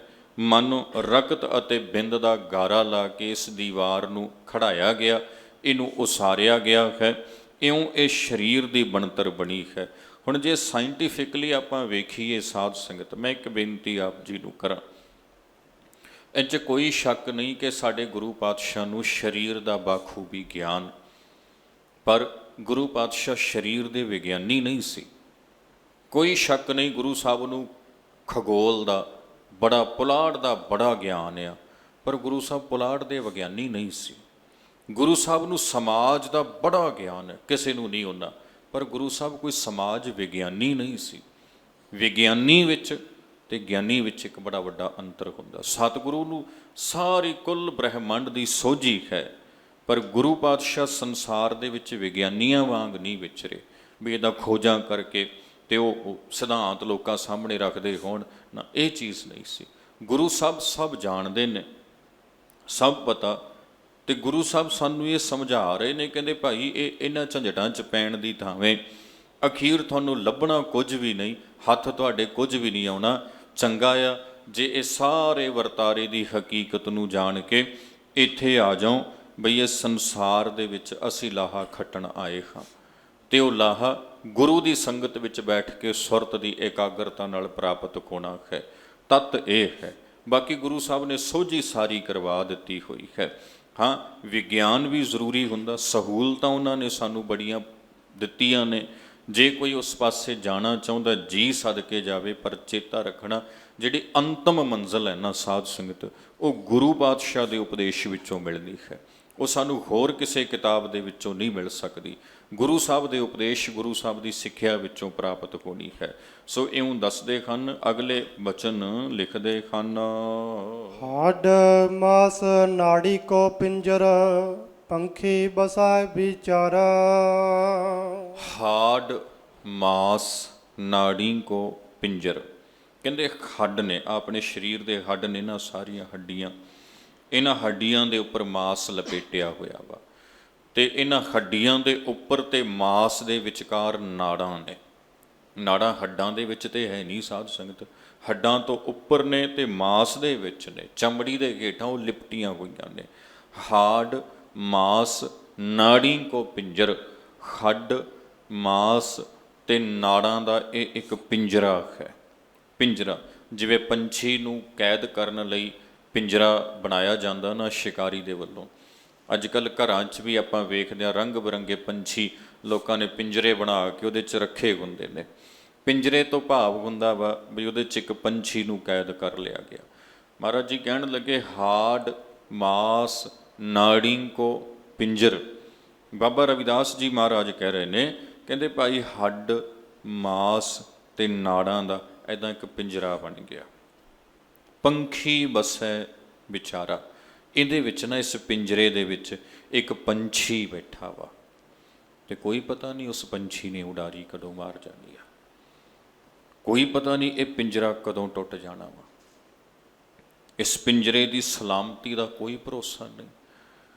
ਬਾਹਰਲੇ ਪਿੰਜਰੇ ਨੇ, ਉਹਨਾਂ 'ਚੋਂ ਪੰਛੀ ਉਸ ਵੇਲੇ ਨਿਕਲੇਗਾ ਜਦੋਂ ਉਹਦਾ ਦਰਵਾਜ਼ਾ ਖੋਲ੍ਹਿਆ ਜਾਏਗਾ। ਪਰ ਇਹ ਚੇਤਾ ਰੱਖਣਾ, ਇਸ ਪਿੰਜਰੇ ਦੇ ਦਰਵਾਜ਼ੇ ਨੇ ਕਦੋਂ ਖੋਲ੍ਹਣਾ, ਕਿਹਨੇ ਖੋਲ੍ਹਣਾ, ਕਿਵੇਂ ਖੋਲ੍ਹਣਾ, ਤੇ ਪੰਛੀ ਨੇ ਕਦੋਂ ਉਡਾਰੀ ਮਾਰਨੀ ਆ, ਇਹਦਾ ਕੋਈ ਪਤਾ ਨਹੀਂ। ਇਸ ਬਾਰੇ ਕੋਈ ਭਰੋਸਾ ਨਹੀਂ। ਬਾਹਰਲਾ ਪਿੰਜਰਾ ਮਜ਼ਬੂਤ ਹੋ ਸਕਦਾ, ਬਾਹਰਲੇ ਪਿੰਜਰੇ ਦੇ ਵਿੱਚ ਮਰਜ਼ੀ ਦੇ ਮੁਤਾਬਕ ਪੰਛੀ ਨੂੰ ਕੈਦ ਕਰਕੇ ਰੱਖਿਆ ਜਾ ਸਕਦਾ, ਪਰ ਸਰੀਰ ਰੂਪੀ ਪਿੰਜਰੇ ਦੇ ਵਿੱਚ ਜੋ ਪੰਛੀ ਰਹਿੰਦਾ ਨਾ, ਜਿਹਨੂੰ ਆਪਾਂ ਜੀਵ ਆਤਮਾ ਕਹਿ ਦਿੰਦੇ ਹਾਂ, ਜਿਹਨੂੰ ਚੇਤਨਤਾ ਆਪਾਂ ਕਹਿ ਲਈਏ, ਉਹ ਜੀਵ ਆਤਮਾ ਰੂਪੀ ਪੰਛੀ ਜੋ ਪਰਮੇਸ਼ਰ ਦੀ ਅੰਸ਼ ਹੈ, ਜੋ ਰੱਬ ਜੀ ਦੀ ਜੋਤ ਹੈ, ਜਿਹਦੇ ਕਰਕੇ ਸਰੀਰ ਟਿਕਿਆ ਹੋਇਆ। ਮਹਾਰਾਜ ਜੀ ਕਹਿੰਦੇ ਨੇ ਨਾ, ਇਹ ਸਰੀਰਾ ਮੇਰਿਆ ਹਰ ਤੁਮ ਮਹਿ ਜੋਤ ਰੱਖੀ ਤਾਂ ਤੂੰ ਜਗ ਮਹਿ ਆਇਆ। ਹਰ ਜੋਤ ਰੱਖੀ ਤੁਧ ਵਿੱਚ ਤਾਂ ਤੂੰ ਜਗ ਮਹਿ ਆਇਆ। ਪਾਤਸ਼ਾਹ ਕਹਿੰਦੇ ਜਗਤ ਵਿੱਚ ਆਇਆ ਹੀ ਤਾਂ ਹੈ ਜੇ ਤੇਰੇ ਅੰਦਰ ਜੋਤ ਹੈ। ਜੇ ਜੋਤ ਨਾ ਹੁੰਦੀ ਤੇ ਆਉਣਾ ਹੀ ਨਹੀਂ ਸੀ, ਆਉਣਾ ਹੀ ਨਹੀਂ ਸੀ। ਸੋ ਉਹ ਪੰਛੀ ਅੰਦਰ ਬੈਠਾ, ਉਹ ਜੋਤ, ਉਹ ਜੀਵ ਆਤਮਾ, ਉਹ ਚੇਤਨਤਾ, ਉਹ ਅੰਦਰ ਹੈ, ਜਿਹਦੇ ਕਰਕੇ ਇਹ ਸਰੀਰ ਰੂਪੀ ਪਿੰਜਰਾ ਸਲਾਮਤ ਹੈ। ਇਹ ਪਿੰਜਰੇ ਦੀ ਕਦਰ ਹੀ ਤਾਂ ਹੈ ਬਈ ਇਹਦੇ ਅੰਦਰ ਪੰਛੀ ਬੈਠਾ, ਤੇ ਜਿਸ ਦਿਨ ਉਹ ਪੰਛੀ ਉਡਾਰੀ ਮਾਰ ਗਿਆ, ਇਸ ਪਿੰਜਰੇ ਦੀ ਕੋਈ ਕੀਮਤ ਨਹੀਂ ਰਹੇਗੀ ਸਾਧ ਸੰਗਤ, ਇਹਦੀ ਕੋਈ ਕੀਮਤ ਨਹੀਂ ਰਹੇਗੀ। ਬਾਹਰਲਾ ਪਿੰਜਰਾ ਤੇ ਫਿਰ ਵੀ ਤੁਸੀਂ ਕਿਸੇ ਨੂੰ ਵੇਚ ਸਕਦੇ ਹੋ, ਕਿਸੇ ਕਬਾੜੀ ਨੂੰ ਦੇ ਸਕਦੇ ਹੋ, ਬਈ ਹੁਣ ਸਾਡੇ ਕੋਲ ਪੰਛੀ ਜਾਨਵਰ ਰੱਖਣ ਨੂੰ ਹੈ ਨਹੀਂ ਤੇ ਇਹਦੀ ਕੀਮਤ ਪੈ ਜਾਣੀ। ਤੇ ਸਰੀਰ ਰੂਪੀ ਪਿੰਜਰੇ ਦੀ ਤੇ ਫਿਰ ਕੋਈ ਕੀਮਤ ਨਹੀਂ ਨਾ ਰਹਿੰਦੀ। ਇਹਦੀ ਕੀਮਤ ਹੀ ਤਾਂ ਆ, ਇਹ ਬੋਲਦਾ, ਵੇਖਦਾ, ਮਹਿਸੂਸ ਕਰਦਾ ਸਭ ਤਦੇ ਹੀ ਆ ਜੇਕਰ ਇਹਦੇ ਅੰਦਰੋਂ ਪੰਛੀ ਟਿਕਿਆ ਹੋਇਆ ਹੈ। ਸੋ ਬਾਬਾ ਜੀ ਕਹਿਣ ਲੱਗੇ, ਭਾਈ ਇੰਨਾ ਹੀ ਆ ਇਹ ਸਰੀਰ, ਇਹਨੂੰ ਬਸ ਇੰਨਾ ਹੀ ਸਮਝ, ਇਹ ਇੱਕ ਪਾਣੀ ਤੋਂ ਬਣਿਆ ਸਰੀਰ ਆ ਤੇ ਪਵਨ ਦੇ ਸਹਾਰੇ ਹੈ। ਇਹ ਮਾਤਾ ਪਿਤਾ ਦੇ ਸੰਜੋਗ ਤੋਂ ਹੋਂਦ ਵਿੱਚ ਆਇਆ। ਇਹ ਹੱਡ ਮਾਸ ਤੇ ਨਾੜੀਆਂ ਦਾ ਪਿੰਜਰਾ ਹੈ, ਤੇ ਇਹਦੇ ਵਿੱਚ ਇੱਕ ਬੈਠਾ ਹੈ ਜੀਵ, ਜਿਹਦੇ ਕਰਕੇ ਅਸੀਂ ਜਗਤ ਨੂੰ ਵੇਖਦੇ ਹਾਂ, ਅਸੀਂ ਸੁਣਦੇ ਹਾਂ, ਆਪਣਾ ਜੀਵਨ ਜਿਉਂਦੇ ਹਾਂ। ਬਸ ਇੰਨੀ ਕਹਾਣੀ ਹੈ, ਬਹੁਤਾ ਇਹਦੇ ਉੱਪਰ ਮਾਣ ਨਾ ਕਰ। ਤੇ ਇਹ ਸਭ ਕੁਝ ਹੁਕਮ ਦੇ ਵਿੱਚ ਹੋ ਰਿਹਾ, ਇਹ ਸਾਰਾ ਵਰਤਾਰਾ ਹੁਕਮ ਦਾ ਵਰਤਾਰਾ ਹੈ, ਇਹ ਹੁਕਮ ਦੇ ਵਿੱਚ ਚੱਲ ਰਿਹਾ। ਤੇ ਜਦੋਂ ਹੁਕਮ ਆਇਆ ਤੇ ਉਸ ਵੇਲੇ ਫਿਰ ਇਹ ਪਿੰਜਰਾ ਢਹਿ ਢੇਰੀ ਹੋ ਜਾਣਾ ਹੈ। ਪ੍ਰਾਣੀ ਕਿਆ ਮੇਰਾ ਕਿਆ ਤੇਰਾ, ਪ੍ਰਾਣੀ ਕਿਆ ਮੇਰਾ ਕਿਆ ਤੇਰਾ। ਇਸ ਲਈ ਭਾਈ ਇੱਥੇ ਕਾਹਦੀਆਂ ਮੇਰਾ ਤੇਰਾ, ਜਦੋਂ ਭਰੋਸਾ ਹੀ ਸਾਨੂੰ ਕਿਸੇ ਚੀਜ਼ ਦਾ ਹੈ ਨਹੀਂ, ਫਿਰ ਮੇਰਾ ਤੇਰਾ ਅਸੀਂ ਕਾਹਦੀਆਂ ਕਰੀਏ। ਮੇਰਾ ਤੇਰਾ ਵਿੱਚ ਅਸੀਂ ਕਿਉਂ ਪਏ ਫਿਰਦੇ ਹਾਂ। ਮੇਰਾ ਤੇਰਾ ਸਾਧ ਸੰਗਤ ਨਹੀਂ ਕਰੀਦੀਆਂ। ਇੱਕ ਬੇਨਤੀ ਨੂੰ ਸਮਝਣਾ, ਨੁਕਤੇ ਨੂੰ ਸਾਧ ਸੰਗਤ, ਇੱਥੇ ਨਾ ਅੱਗੇ ਇੱਕ ਉਦਾਹਰਣ ਦਿੱਤੀ ਹੋਈ ਹੈ, ਮੈਂ ਪੰਕਤੀ ਹੁਣੇ ਨਾਲ ਲੈ ਲੈਣਾ। ਜੈਸੇ ਤਰਵਰ ਪੰਖ ਬਸੇਰਾ, ਇਹ ਪੰਕਤੀ ਬਾਬਾ ਰਵਿਦਾਸ ਜੀ ਮਹਾਰਾਜ ਜੀ ਦੀ ਨਾ, ਉਹ ਸਮਝਿਓ ਵਡਿਆਈ ਬਾਬਾ ਰਵਿਦਾਸ ਜੀ ਦੀ ਕਿੱਡੀ ਮਹਾਨ ਵਡਿਆਈ ਹੈ। ਭਾਵੇਂ ਕਿ ਬਾਬਾ ਰਵਿਦਾਸ ਜੀ ਮਹਾਰਾਜ ਜੀ ਦਾ ਜਨਮ ਬਨਾਰਸ ਦੇ ਇੱਕ ਐਸੇ ਪਰਿਵਾਰ ਵਿੱਚ ਹੋਇਆ, ਜਿਸ ਪਰਿਵਾਰ ਨੂੰ ਉਸ ਵੇਲੇ ਦਾ ਸਮਾਜਿਕ ਢਾਂਚਾ, ਧਾਰਮਿਕ ਢਾਂਚਾ ਇਹ ਕਹਿੰਦਾ ਸੀ ਵੀ ਪੜ੍ਹਨ ਦੀ ਆਜ਼ਾਦੀ ਨਹੀਂ, ਧਾਰਮਿਕ ਕਿਰਿਆ ਕਰਮ ਕਰਨ ਦੀ ਆਜ਼ਾਦੀ ਨਹੀਂ, ਉਹਨਾਂ ਨੂੰ ਵਾਂਝੇ ਰੱਖਿਆ ਸੀ। ਫਿਰ ਵੀ ਬਾਬਾ ਰਵਿਦਾਸ ਜੀ ਮਹਾਰਾਜ ਉਹਨਾਂ ਸਾਰੀਆਂ ਹੱਦਾਂ ਨੂੰ ਟੱਪ ਕੇ, ਉਹਨਾਂ ਨੂੰ ਸੱਟ ਕੇ ਪਰੇ ਕਰਕੇ, ਉਹਨਾਂ ਨੇ ਆਪਣੇ ਆਪ ਨੂੰ ਪਰਮੇਸ਼ਰ ਵਾਹਿਗੁਰੂ ਨਾਲ ਇੱਕਮਿਕ ਕੀਤਾ ਤੇ ਕੁੱਲ ਉਹ ਸੋਝੀ ਹਾਸਲ ਕੀਤੀ, ਜਿਹਦੇ ਅਨੁਸਾਰ ਆਪ ਜੀ ਨੇ ਸਾਡੇ ਲਈ ਆ ਸੋਹਣੇ ਸ਼ਬਦ ਉਚਾਰ ਕੇ ਇੱਥੇ ਰੱਖੇ ਨੇ, ਜਿਨ੍ਹਾਂ ਰਾਹੀਂ ਅਸੀਂ ਆਪਣਾ ਜੀਵਨ ਸਫਲ ਕਰ ਸਕਦੇ ਹਾਂ। ਹੁਣ ਇਹ ਬੇਨਤੀ ਨੂੰ ਸਮਝਣਾ, ਪ੍ਰਾਣੀ ਕਿਆ ਮੇਰਾ ਕਿਆ ਤੇਰਾ, ਜੈਸੇ ਤਰਵਰ ਪੰਖ ਬਸੇਰਾ। ਮੇਰਾ ਤੇਰਾ ਕਾਹਦੀਆਂ, ਬੇਨਤੀ ਮੈਂ ਕੀਤੀ ਸੀ ਨਾ ਸਮਾਜ ਵਿਗਿਆਨ ਦੀ। ਜੇਕਰ ਆਪਾਂ ਉਹ ਚੀਜ਼ ਨੂੰ ਸਮਝੀਏ, ਇੱਥੇ ਇਹ ਵਰਤਾਰੇ ਨੂੰ ਸਮਝੀਏ, ਕਿੰਨੀਆਂ ਜੂਨਾਂ ਨੇ ਸਾਧ ਸੰਗਤ ਧਰਤੀ ਉੱਪਰ, ਮਨੁੱਖ ਨੂੰ ਜੇ ਆਪਾਂ ਪਰੇ ਰੱਖ ਦਈਏ ਤੇ ਕਿੰਨੀਆਂ ਜੂਨਾਂ ਨੇ, ਪੰਛੀ ਨੇ, ਪਸ਼ੂ ਨੇ, ਜਾਨਵਰ ਨੇ, ਆ ਮੱਛਰ ਮੱਖੀਆਂ ਨੇ, ਇਨਸੈਕਟ ਨਿੱਕੇ ਨਿੱਕੇ ਜੀਵ ਨੇ, ਹੈ ਨਾ, ਵੱਡੇ ਵੱਡੇ ਜਾਨਵਰ ਨੇ, ਕੀ ਕੁਝ ਹੈਗਾ ਧਰਤੀ ਦੇ ਉੱਪਰ। ਪਰ ਕਦੀ ਵੀ ਕਿਸੇ ਜੀਵ ਨੂੰ ਆਪ ਜੀ ਨੇ ਮੇਰ ਤੇਰ 'ਚ ਫਸੇ ਨੂੰ ਨਹੀਂ ਵੇਖਿਆ ਹੋਏਗਾ, ਸਿਵਾਏ ਮਨੁੱਖ ਤੋਂ। ਮੇਰ ਤੇਰ 'ਚ ਨਹੀਂ ਕਦੀ ਕੋਈ ਜੀਵ ਪੈਂਦਾ, ਕੋਈ ਨਹੀਂ ਪੈਂਦਾ, ਇੱਕ ਮਨੁੱਖ ਨੂੰ ਛੱਡ ਕੇ ਬਾਕੀ ਕਿੰਨੇ ਜੀਵ ਨੇ ਉਹ ਨਹੀਂ ਮੇਰ ਤੇਰ 'ਚ ਪੈਂਦੇ। ਹਾਂ, ਕਿਸੇ ਨਾ ਕਿਸੇ ਥਾਂ ਦੇ ਉੱਪਰ ਮਾੜਾ ਮੋਟਾ ਉਹਨਾਂ ਦੇ ਅੰਦਰ ਅੰਸ਼ ਹੁੰਦਾ, ਪਰ ਬਹੁਤਾ ਜ਼ਿਆਦਾ ਨਹੀਂ ਹੁੰਦਾ, ਬਹੁਤਾ ਜ਼ਿਆਦਾ ਨਹੀਂ, ਮਨੁੱਖ ਜਿੰਨਾ ਨਹੀਂ ਹੁੰਦਾ। ਕਹਿੰਦੇ ਜੈਸੇ ਤਰਵਰ ਪੰਖ ਬਸੇਰਾ, ਜਿਵੇਂ ਤਰਵਰ, ਤਰਵਰ ਦਾ ਅਰਥ ਹੁੰਦਾ ਦਰਖਤ, ਤਰਵਰ ਰੁੱਖ ਨੂੰ ਕਹਿ ਦਿੰਦੇ ਆ, ਦਰਖਤ ਨੂੰ। ਤਰਵਰ ਦੇ ਉੱਪਰ ਪੰਖ ਬਸੇਰਾ, ਪੰਖ ਦਾ ਅਰਥ ਪੰਛੀ, ਜਿਵੇਂ ਇੱਕ ਦਰਖਤ ਦੇ ਉੱਪਰ ਪੰਛੀਆਂ ਦਾ ਵਾਸਾ ਹੈ। ਪੰਛੀ ਆਏ, ਉਹਨਾਂ ਨੇ ਆਪਣਾ ਆਲਣਾ ਬਣਾਇਆ, ਉੱਥੇ ਰਹਿਣ ਲੱਗੇ, ਉਹਨਾਂ ਦੇ ਬੱਚੇ ਉੱਡਣ ਲੱਗ ਪਏ ਤੇ ਉਡਾਰੀ ਮਾਰ ਕੇ ਚਲੇ ਗਏ। ਅਗਲੇ ਸੀਜ਼ਨ 'ਚ ਤੁਸੀਂ ਵੇਖੋਗੇ ਉਹ ਆਲਣਾ ਡਿੱਗ ਚੁੱਕਿਆ ਹੁੰਦਾ, ਕਈ ਵਾਰੀ ਉਹ ਪੰਛੀ ਉੱਥੇ ਆਉਂਦਾ ਨਹੀਂ ਆਉਂਦਾ, ਕਿਸੇ ਹੋਰ ਥਾਂ 'ਤੇ ਚਲਾ ਜਾਂਦਾ, ਉੱਥੇ ਕੋਈ ਹੋਰ ਪੰਛੀ ਆ ਕੇ ਬੈਠ ਜਾਂਦਾ। ਕਦੀ ਵੀ ਪੰਛੀ ਦਰਖਤ ਨਾਲ ਮੇਰ ਤੇਰ 'ਚ ਨਹੀਂ ਪੈਂਦੇ ਵੀ ਪਿਛਲੀ ਵਾਰੀ ਮੈਂ ਇੱਥੇ ਆਲਣਾ ਪਾਇਆ ਸੀ, ਐਤਕੀ ਤੂੰ ਕੌਣ ਹੁੰਨਾ ਭਾਈ ਇੱਥੇ ਆਉਣ ਵਾਲਾ, ਇਹ ਤਾਂ ਮੇਰੀ ਥਾਂ ਆ ਨਾ, ਉਹ ਮੇਰਾ ਤੇਰਾਂ 'ਚ ਨਹੀਂ ਪੈਂਦੇ। ਉਹ ਨਾ ਇਹਨਾਂ ਚੀਜ਼ਾਂ ਨੂੰ ਕੇਵਲ ਆਪਣੀ ਇੱਕ ਜ਼ਰੂਰਤ ਦੇ ਮੁਤਾਬਕ, ਲੋੜ ਦੇ ਮੁਤਾਬਕ ਇਹਨਾਂ ਚੀਜ਼ਾਂ ਨੂੰ ਵਰਤਦੇ ਨੇ। ਜਿੰਨਾ ਸਮਾਂ ਲੋੜ ਹੁੰਦੀ ਉਹਨਾਂ ਸਮਾਂ ਬਣਾ ਕੇ ਵਰਤ ਲਿਆ, ਤੇ ਜਦੋਂ ਲੋੜ ਮੁੱਕੀ ਤੇ ਉਹ ਉਡਾਰੀ ਮਾਰ ਕੇ ਚਲੇ ਗਏ। ਜਿੰਨੀ ਕੁ ਉਹਨਾਂ ਨੂੰ ਜ਼ਰੂਰਤ ਹੁੰਦੀ ਉਹਦੇ ਮੁਤਾਬਕ ਉਹ ਵਰਤ ਲੈਂਦੇ ਨੇ। ਇਸੇ ਲਈ ਗੁਰਮੁਖ ਪਿਆਰੇ ਕਹਿੰਦੇ ਹੁੰਦੇ ਆ ਵੀ ਕਦੀ ਵੀ ਆਪ ਜੀ ਨੇ ਵੇਖਿਆ ਨਹੀਂ ਹੋਣਾ ਕੋਈ ਪਸ਼ੂ ਨੂੰ ਸਵੇਰ ਵਾਸਤੇ ਚਾਰਾ ਇਕੱਠਾ ਕਰਦੇ ਨੂੰ, ਵੀ ਜੋ ਰਾਤ ਨੂੰ ਰੱਜ ਲਿਆ ਨਾ, ਤੇ ਕਦੀ ਉਹ ਸਵੇਰ ਵਾਸਤੇ ਨਹੀਂ ਇੱਦਾਂ ਸੋਚਦਾ ਵੀ ਮੈਂ ਇਕੱਠਾ ਕਰਕੇ ਰੱਖ ਲਾਂ, ਸਵੇਰੇ ਕਿਹੜਾ ਜਾਏਗਾ, ਕਿਆ ਪਤਾ ਕਿੱਥੋਂ ਮਿਲੇ ਕਿ ਨਾ ਮਿਲੇ। ਨਾ, ਉਹ ਨਹੀਂ ਕਦੀ ਇਹਨਾਂ ਮੇਰਾ ਤੇਰਾਂ 'ਚ ਪਿਆ ਕਰਦਾ, ਉਹ ਨਹੀਂ ਕਦੀ ਸੰਭਾਲਣ ਦੇ ਝੰਜਟ 'ਚ ਪਿਆ ਕਰਦਾ। ਇੱਕ ਮਨੁੱਖ ਆ ਇਸ ਗ੍ਰਹਿ ਦੇ ਉੱਪਰ, ਇਸ ਧਰਤੀ ਦੇ ਉੱਪਰ ਮਨੁੱਖੀ ਸਮਾਜ ਦੀ ਬਣਤਰ ਇਵੇਂ ਦੀ ਬਣ ਗਈ ਹੈ, ਜਿਹਦੇ ਵਿੱਚ ਆਸਾਂ ਆ ਗਈਆਂ, ਉਮੀਦਾਂ ਆ ਗਈਆਂ, ਤੇ ਇਹਨਾਂ ਆਸਾਂ ਉਮੀਦਾਂ ਦੇ ਵਿੱਚ ਬੱਝੇ ਹੋ ਕੇ ਲੋਭ ਆ ਗਿਆ, ਮੋਹ ਆ ਗਿਆ, ਲਾਲਚ ਆ ਗਿਆ, ਪਤਾ ਨਹੀਂ ਕੀ ਕੀ ਸਾਡੇ ਜੀਵਨ 'ਚ ਆਣ ਵੜਿਆ। ਹਾਲਾਂਕਿ ਬਾਕੀ ਜੀਵਾਂ ਦੇ ਅੰਦਰ ਇਹ ਕੁਝ ਨਹੀਂ ਹੈਗਾ, ਹੈਗੇ ਉਹ ਵੀ ਇਸੇ ਧਰਤੀ ਦੇ ਵਾਸੀ, ਹੈ ਉਹ ਵੀ ਹੁਕਮ ਦੇ ਵਿੱਚ ਆਏ ਹੋਏ, ਆਪਣੇ ਵਾਂਗੂ ਇਹ ਨੇ। ਧਰਤੀ ਉੱਪਰ ਉਹਨਾਂ ਦਾ ਵੀ ਉਨਾ ਹੀ ਹੱਕ ਆ ਜਿੰਨਾ ਆਪਣਾ ਹੈਗਾ ਵਾ। ਪਰ ਫਿਰ ਵੀ ਮਨੁੱਖ ਉਸ ਦੌੜ ਦੇ ਵਿੱਚੋਂ ਅੱਗੇ ਨਿਕਲ ਕੇ ਲੋਭ ਲਾਲਚ ਦੇ ਅਧੀਨ ਆ ਗਿਆ। ਬਾਬਾ ਰਵਿਦਾਸ ਜੀ ਮਹਾਰਾਜ ਬੜੇ ਪਿਆਰ ਨਾਲ ਆਪਾਂ ਨੂੰ ਇਹ ਚੀਜ਼ ਸਮਝਾ ਰਹੇ ਨੇ। ਕਹਿੰਦੇ ਭਲਿਆ ਪੰਛੀ ਵੇਖੇ ਨੇ ਕਦੀ ਦਰਖਤ 'ਤੇ ਵਸਦੇ? ਹਾਂਜੀ ਬਾਬਾ ਜੀ ਵੇਖੇ ਨੇ। ਕਦੀ ਦਰਖਤ ਨਾਲ ਉਹਨਾਂ ਨੇ ਪਕੜ ਪਾਈ ਆ? ਨਹੀਂ ਪਾਈ ਜੀ। ਭਾਈ ਫਿਰ ਤੂੰ ਕਿਉਂ ਪਾਈ ਬੈਠਾ? ਤੂੰ ਕਿਉਂ ਪਾਈ ਬੈਠਾ? ਇਸ ਲਈ ਬਾਣੀ ਕਹਿੰਦੀ ਨੇ, ਫਰੀਦਾ ਹਉ ਬਲਿਹਾਰੀ ਤਿਨਾ ਪੰਖੀਆਂ, ਜੰਗਲ ਜਿੰਨਾ ਵਾਸ।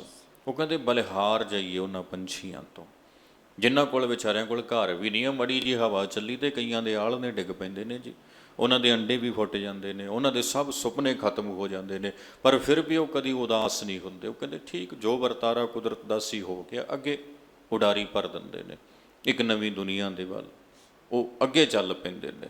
ਬਲਿਹਾਰੀ ਤਨਾ ਪੰਖੀਆਂ ਜੰਗਲ ਜਿਨ੍ਹਾਂ ਵਾਸ। ਉਹ ਕਹਿੰਦੇ ਕੰਕਰ ਚੁਗਣ ਥਲ ਵਸਨ ਰੱਬ ਨਾ ਛੋੜਨ ਪਾਸ। ਉਹ ਰੱਬ ਵਾਲਾ ਪਾਸਾ, ਰੱਬ ਦੀ ਰਜ਼ਾ ਵਾਲਾ ਪਾਸਾ, ਰੱਬ ਦੇ ਹੁਕਮ ਵਾਲਾ ਪਾਸਾ, ਉਹ ਭਾਣੇ ਵਾਲਾ ਪਾਸਾ ਜਿੱਥੇ ਰੱਖਿਆ ਵਾ ਉਹ ਨਹੀਂ ਛੱਡਦੇ ਕਦੀ, ਉਹ ਉਸ ਤੋਂ ਬਾਹਰ ਨਹੀਂ ਜਾਇਆ ਕਰਦੇ। ਭਾਵੇਂ ਉਹਨਾਂ ਨੂੰ ਕੰਕਰ ਵੀ ਚੁਗਣੇ ਪੈ ਜਾਣ, ਭਾਵੇਂ ਉਹਨਾਂ ਨੂੰ ਉਹ ਥਲ ਵਸਣ, ਉਹ ਸਭ ਹੇਠਾਂ ਡਿੱਗ ਪਏ ਜ਼ਮੀਨ ਦੇ ਉੱਪਰ ਉਹਨਾਂ ਦਾ ਬਣਾਇਆ ਹੋਇਆ ਕੀਤੀ ਹੋਈ ਮਿਹਨਤ, ਫਿਰ ਵੀ ਉਹ ਰਜ਼ਾ 'ਚ ਨੇ, ਹੁਕਮ 'ਚ ਨੇ, ਭਾਣੇ 'ਚ ਨੇ, ਤੇ ਉਹ ਚੱਲ ਪੈਂਦੇ ਨੇ ਅੱਗੇ ਨੂੰ।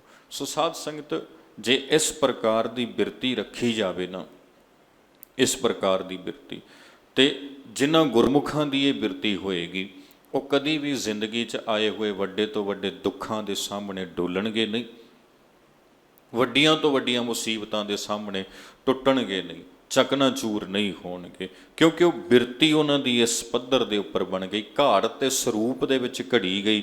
ਉਹਨਾਂ ਨੂੰ ਕਰਤੇ ਦੀ ਕੁਦਰਤ ਦੇ ਜੋ ਵਿਧਾਨ ਹਨ, ਰੱਬ ਸੱਚੇ ਪਾਤਸ਼ਾਹ ਜੀ ਦਾ ਜੋ ਹੁਕਮ ਹੈ, ਸਿਰਜਣਹਾਰ ਦਾ ਜੋ ਹੁਕਮ ਹੈ, ਰਜ਼ਾ ਹੈ, ਉਸ ਰਜ਼ਾ ਦੀ ਸੋਝੀ ਆ ਗਈ ਤੇ ਪਤਾ ਚੱਲ ਗਿਆ ਵੀ ਹੁਕਮ ਦੇ ਵਿੱਚ, ਰਜ਼ਾ ਦੇ ਵਿੱਚ ਜੰਮਣ ਮਰਨਾ ਹੁਕਮ ਹੈ, ਭਾਣਾ ਆਵੈ ਜਾਏ।